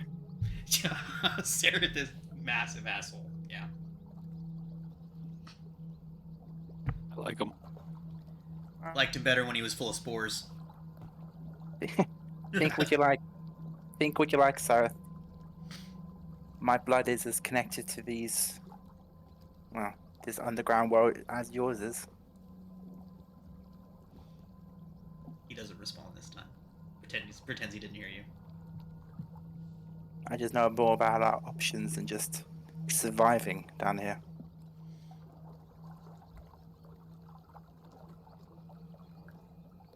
So with his back still to you all, he says, but you are right. They are not going to give up. They're still out there somewhere. How does one track one across water? That's where Hemet pipes up again. He says that, well, that might be where this detour comes to our advantage. These tunnels, new, they're not mapped, not tracked. Them dark elves chasing us are probably going to run into the same waterfall, and if they manage to escape as well, they'll be just as lost in these tunnels as we are now. Shushar would pipe up, we're not lost, my friend. Hemet would just snort. You know where we are, Shisha? He nods. And that is... We are in the Dark Lake. Ugh. Becker will pipe up and yeah, about the tracking. You know, Sarah here can detect baddies, and who else was it that could? We were looking for like demons or whatever earlier. Who was it? Sarah and Uranus. Schrodinger. Schrodinger can sense undead around. Yeah, no, I mean, if Schrodinger I'll and use a Sarah spell. can detect stuff like that, and you know, there's a lot you can do with magic. I don't know if we can really get away. You know, we're gonna have to. I mean, they must have a way to track us. I mean, that's their home, right? My hand ever so subtly feels the weight of the sending stone that's in my pocket that I picked up The one that without the scorched others you. noticing. Yeah. I thought that thing You didn't. fizzled Yeah, out and you dropped it, right? I did. I then picked it up and I did stealth roll it. Gotcha. You did that stealth roll. I forgot that. Sneaky little elf. I can't help it. It's in my blood. So yeah, I mean, and you know, he'll look at Hemet and you know, as far as I can tell, it's either the waterfall or this tunnel. So it's not like we're gonna get away from them if they're behind us. Well, Alestri has always smiled upon us by delivering us from a rather unfortunate death at the hands of that waterfall. Perhaps he can guide us further to safety.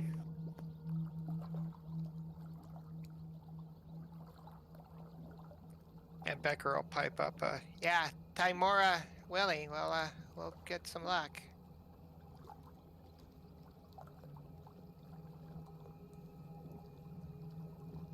Well, all right. Gather round, Cillian and Sarah, and any other crewmates who would like to listen. Eldith and Jim Jar would sit with you. As would Cillian. Schrodinger will as well. What age is this Cillian? Schrodinger, maybe you would know. What age is this? Not aware of what age this is, my friend. Right, Schrodinger's the wrong one to ask. Tucker would pipe up. It's 1482. Yeah, DR. 1482. Perhaps you have not heard the stories then, for I have only seen them in dreams. I feel like they come from the past. As Treason begins to go off on his storytelling, Schrodinger will create a small bonfire to set the mood. Nice. In the boat? Oh, shoot. I thought we were on a thing. No. No. Fire!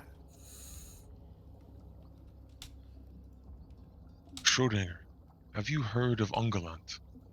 No. Morgoth, perhaps? Or Melkor, by another name?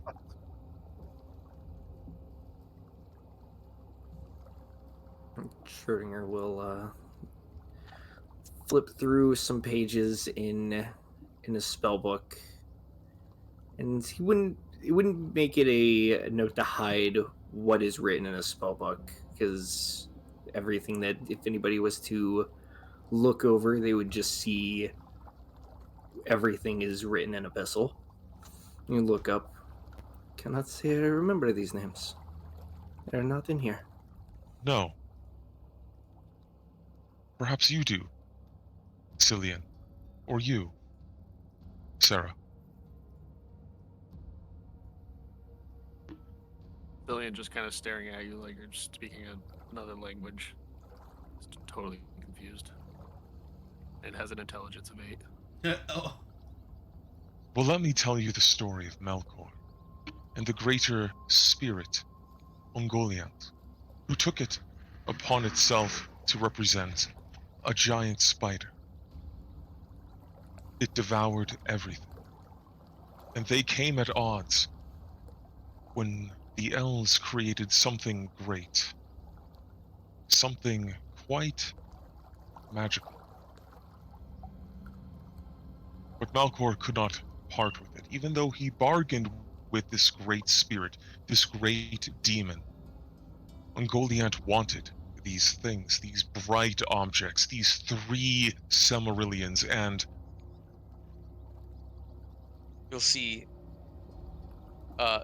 You'll literally see Trazen just trailing off, telling a tall tale of Malcor and this great demon spider going off on these ancient people from the First Age, which, from reference, would be like 9,000 years ago, and he never was there. He never was there, but he's just telling a tale that people told him a long time ago. Right.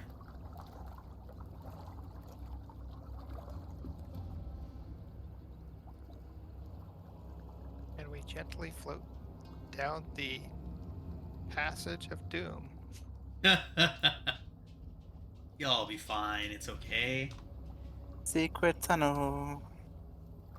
As they're telling the story and stuff, Becker will move in the boat and he'll kind of get next to Sereth, right? Within speaking distance, maybe like whispering distance. Okay. If you don't mind. And he's going to just kind of lean over to Sereth and in undercommon say, if you do something to harm anybody here, I'm going to kill you. And he is going to intimidate him. Yeah, go ahead. Do any of us hear this? I would. It's a small boat. Let's It is go a ahead small boat. and we're gonna go from our last positions on the boat, and we will say that the closest individuals to Sareth can make a perception check to see if they hear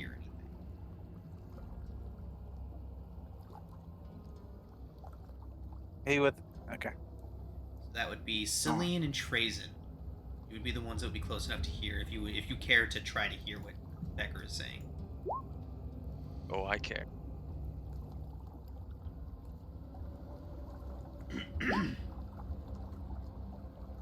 Okay. Neither of you hear this whispered threat.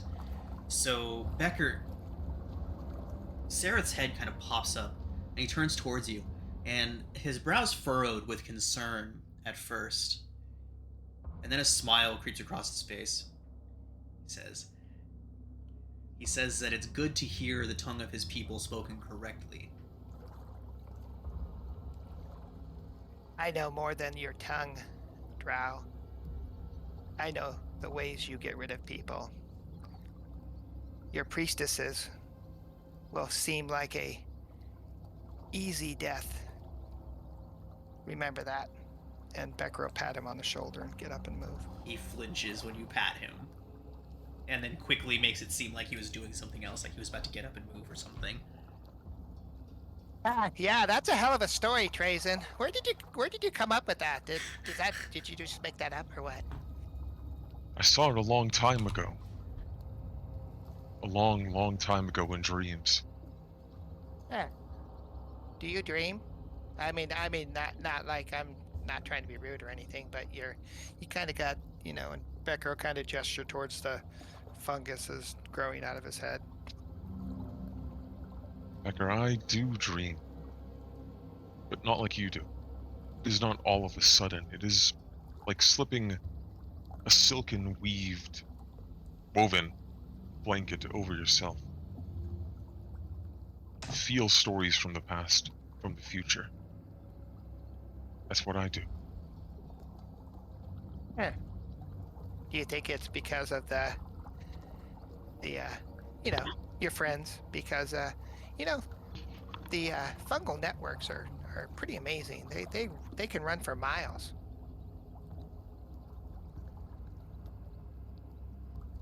True enough. But I only come from one small tunnel, one small section. My humanity stripped away over centuries. Perhaps millennia. I don't know. What were you doing down here before? Do you remember?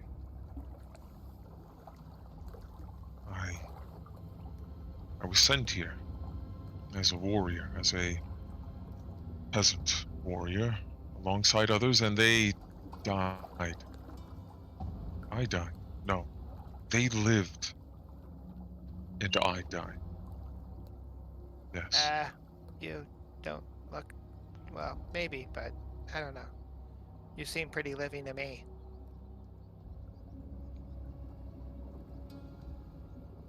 Thank you, Becker. I can kind of understand that. I sometimes have trouble remembering stuff too. It's okay. So what do you mean you died exactly? Did you die in battle? He just said that. He said he was a warrior. That's pretty noble. I remember bleeding, and they wanted to drag me away, but I would slow them down.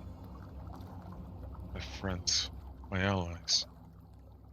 They barely knew me, but they wanted to save me. But doing so would mean their end. So I was tucked away in a small tunnel, an offshoot. In the darkness, I slept. I felt something change all around me. I lost sensation, but gained so much more. I don't know how long it was, or how long I was there. But I'm here now.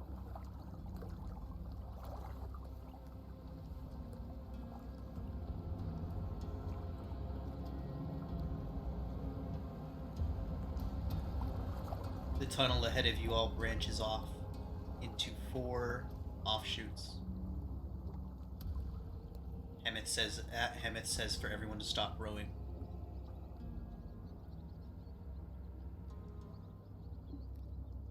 definitely stop rowing. All 4 of these tunnels look like they were carved out recently in the same way as the tunnel you just came down.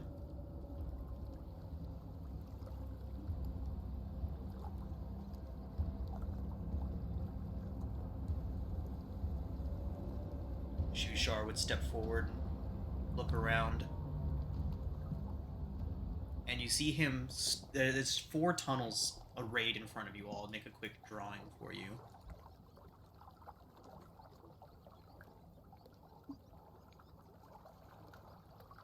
Four tunnels. So that's your main tunnel. Oops, wrong layer. You got your main tunnel there. And then you have 4 offshoots. Shushar steps forward and he holds out his finger in front of himself and just starts scanning from left to right, then right to left. Stops on this tunnel. It says, Gracklestug is that way. Hemeth would wheel on him again. How do you know that? You can't possibly know that. It's impossible. He turns towards you all. Says, I don't know how this fish thinks he knows this, but there's no way. We can't trust him. What do y'all do? Which way do you think is the right way? She'll say to Hemeth. I don't know. I don't know. There's no way to know. He's just guessing. Shimshad, are you guessing? He closes his eyes. The dark lake speaks to me. It beckons us this way. Hold on a minute there, fishy man. What do you mean the dark lake speaks to you? As it speaks to all Kuotoa. We spend our lives wandering these depths, learning its secrets, learning its ways. Hemeth mumbles under his breath, shamanistic nonsense. It speaks to you like the Deep Father spoke to your people? No, friend. It speaks to me in whispers. From the brief moments I spoke to the followers of the Deep Father, he speaks in wails and screams. Lake speaks softly. But Tells how do me you Hear it know? now? How do you know the Deep Father is not tricking you? The Dark Lake would not lie to me.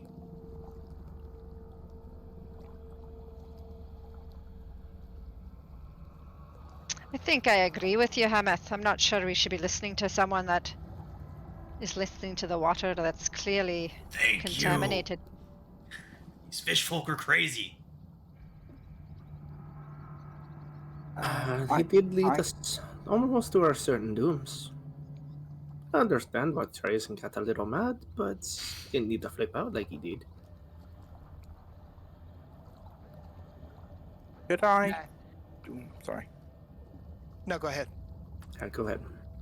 Could I do a quick prayer to Elestri, asking for guidance or input, and then examine the cave mouth? Is there anything I can see that I could interpret as a sign, even if it's not her giving one? So we'll do the D100 roll again if you would like to commune with your god. You do have a 5% chance on this one that she will actually be able to intervene in a meaningful way.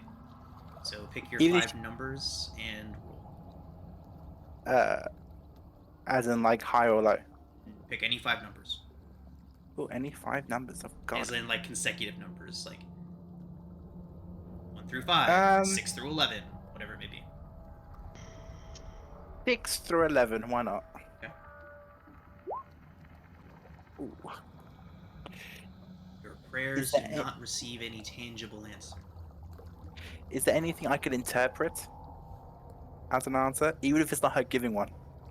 Like, I'm more than happy for him to see like a flick of dust. Like, this is clearly a sign from Elestri. Okay. 1 second.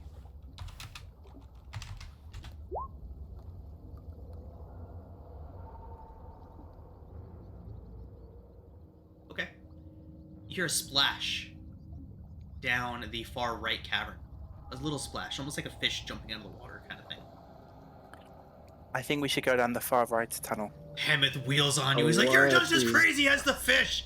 Who is leading this operation?" He just starts stalking up and down the boat.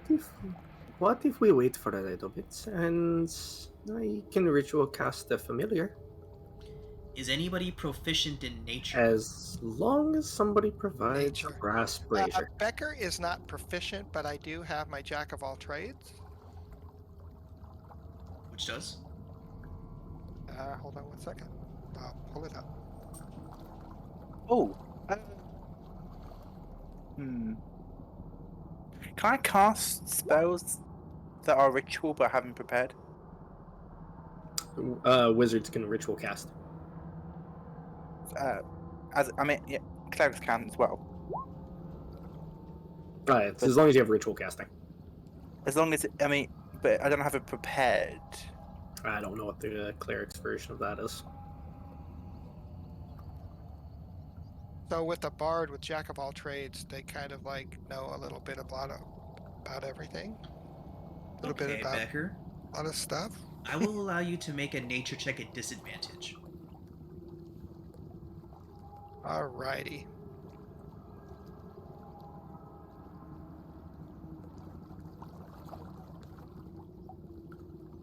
Nature, 1 sec.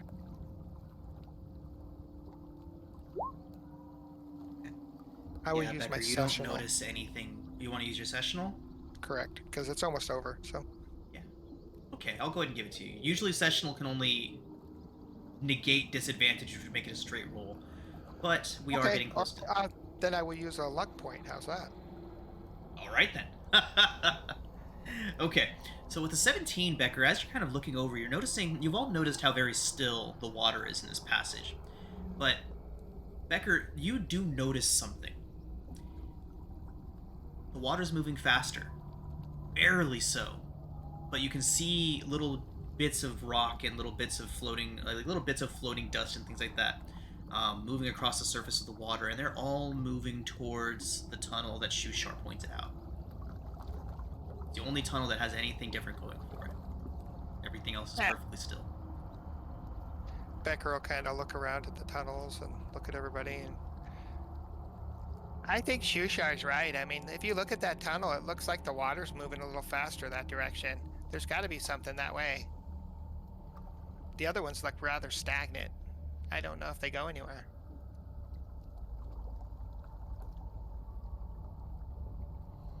Hemeth kind of looks down. He looks back at Shushar, gives him a scowl, and then looks at you, Becker, and says, "It's a good eye there. Faster moving water means there must be an outlet that way. Fish got lucky." I don't think he got lucky. And I didn't really notice it. The water was talking to me. It was whispering. And he'll just kind of smile at him.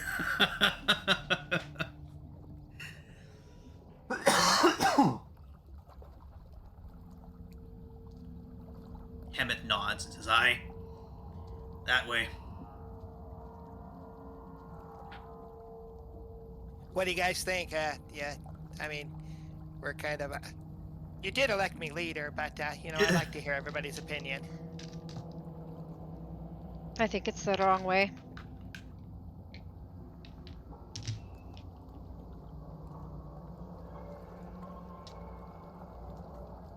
Anyone else have a thought? Well, Rana said he wanted to go to the right? Yeah, Ron has heard a fish splash to the far right tunnel and wants to go that way. I feel my goddess beckons me to go to the right. How about you, Cillian? He just looks at you, walks to the front of the boat, starts going. From the left, eeny, meeny, miny, mo, catch a kobold by the toe. And it lands on the far right. Okay. Trazen, what do you think? Agreed. Which one? Yes. As you're all debating this, Hemeth would stand up and he'd say, "This isn't a democracy! This is my boat! I say we go the way the water flows, and we go the way the water flows. If you don't like the way things work on my boat, feel free to get off at any time." Good point, Captain. I can accept that. Looks like we're going to the right, boys.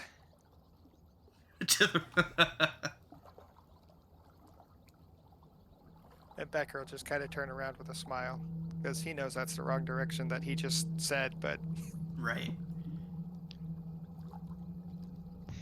So, do you all listen to Hemeth? Oh, it's his boat. It's his boat. His boat. He nods and says, "You're all best to remember it too. You don't have me, you're lost out here." I don't know. Shah seems to know his way around. Hemeth Should've left flowers you. a Shushar. You would have looked good up there with those squids and manta ray. Oh, fuck. Hemeth looks towards Usilian and says, "And you would have looked fine under that beast's foot if you hadn't had my boat to get out on." You can tell that shook him a little bit, though, Cillian. Good. I just wanted them to shut up and go. He does, in fact, shut up and go.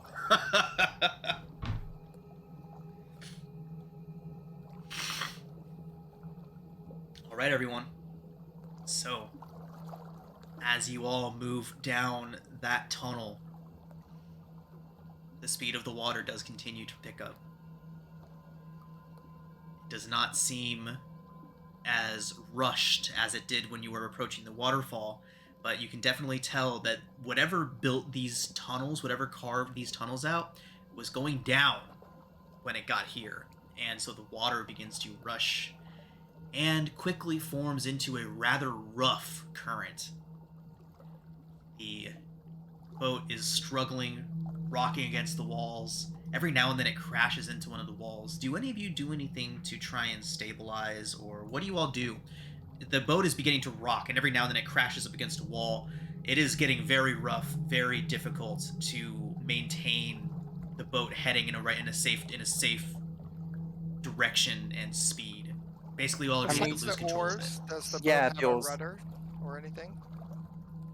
It has a rudder, and there are 4 oars. So We Okay, use I sort would of, assume oars. Hammett's Sorry. got the rudder. The passage is very narrow. It is just wide enough to maybe have about 10 feet of room on either side of the boat.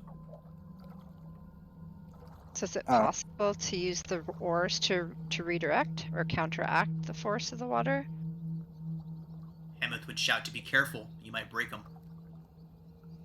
Would you suggest then, Hemeth? Hold on, he shouts. Oh. Hold on and pray, is his suggestion. I hold on and I pray. Becker will hold on. But as you can see, as it's getting more and more chaotic and wild and stuff, Becker's just got a big smile on his face. The water's splashing in his face as you're going through the rapids. Fantastic. I start singing the Elestrian Song of Safety. Good travels. Billion will try to help Hemlith with manhandling the rudder. Okay. So what we will do for that is anybody that is using the rudders to try and stabilize the boat, I need an athletics check from you. Hemeth did mention that there is possibility of breaking. The DC for this check is 13. If you fail by 5 or more, you break a rudder. You break an oar. I think Cillian was saying he was going to help Hammett with the rudder, correct? Oh, with the rudder? Yeah, I would say don't touch the oars and let's just try and rudder this thing. Okay. We'll do an athletics check still, but much lower. Okay, I was going to say, the only way that you can break anything with that was with the nat 1. All right, so Hemeth appreciates the help. He's having a hard time just directing the boat, keeping it on a straight and narrow path. The water continues to rush, and now you are getting white water. You are in rapids. Very quickly, very, very aggressively moving down this passageway. But ahead of you all, you see the telltale glow of phosphorescent fungus coming from what is just a pinprick of light ahead of you all right now. But Hemeth would shout, "Exit!" Pinprick of light begins to grow bigger and bigger and bigger as you all rush towards it. The rapids grow more and more aggressive, more and more turbulent, to the point where the boat is rocking up onto almost a horizontal. It's almost about to capsize with the force of these rapids as it's going down. It becomes incredibly difficult to maintain your footing as this opening rockets towards you all. You can see it now. There is a wide opening at the end of this cavern, a wide open space. There seems to be light. It almost looks like daylight, but you're far too low as you rush towards this opening. I need everybody to make dexterity saving throws as the boat explodes out the opening of this cave mouth. We're going to lower that DC to 12 with Cillian and Hemeth both manning the rudder.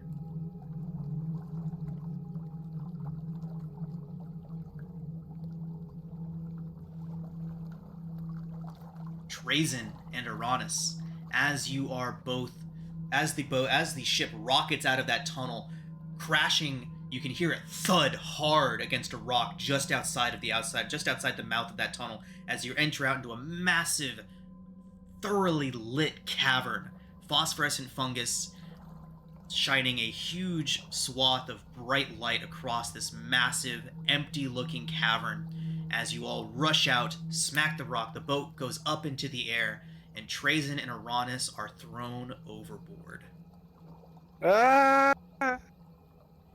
You both splash into the water. No worse for the wear. You can look over and you see the boat. And it's bobbing, settling back into the water. And as the boat settles, Trazen and Uranus, you two have a perfect view of the horrifying, disgusting, barnacle-encrusted face that is poking up out of the water just in front of your boat. Oh boy. A massive clawed hand reaches up and grabs onto the side of the keelboat as what can only be described as a waterlogged troll begins to pull itself up out of the water and towards the boat. And we're going to go ahead and call it a session there, everyone.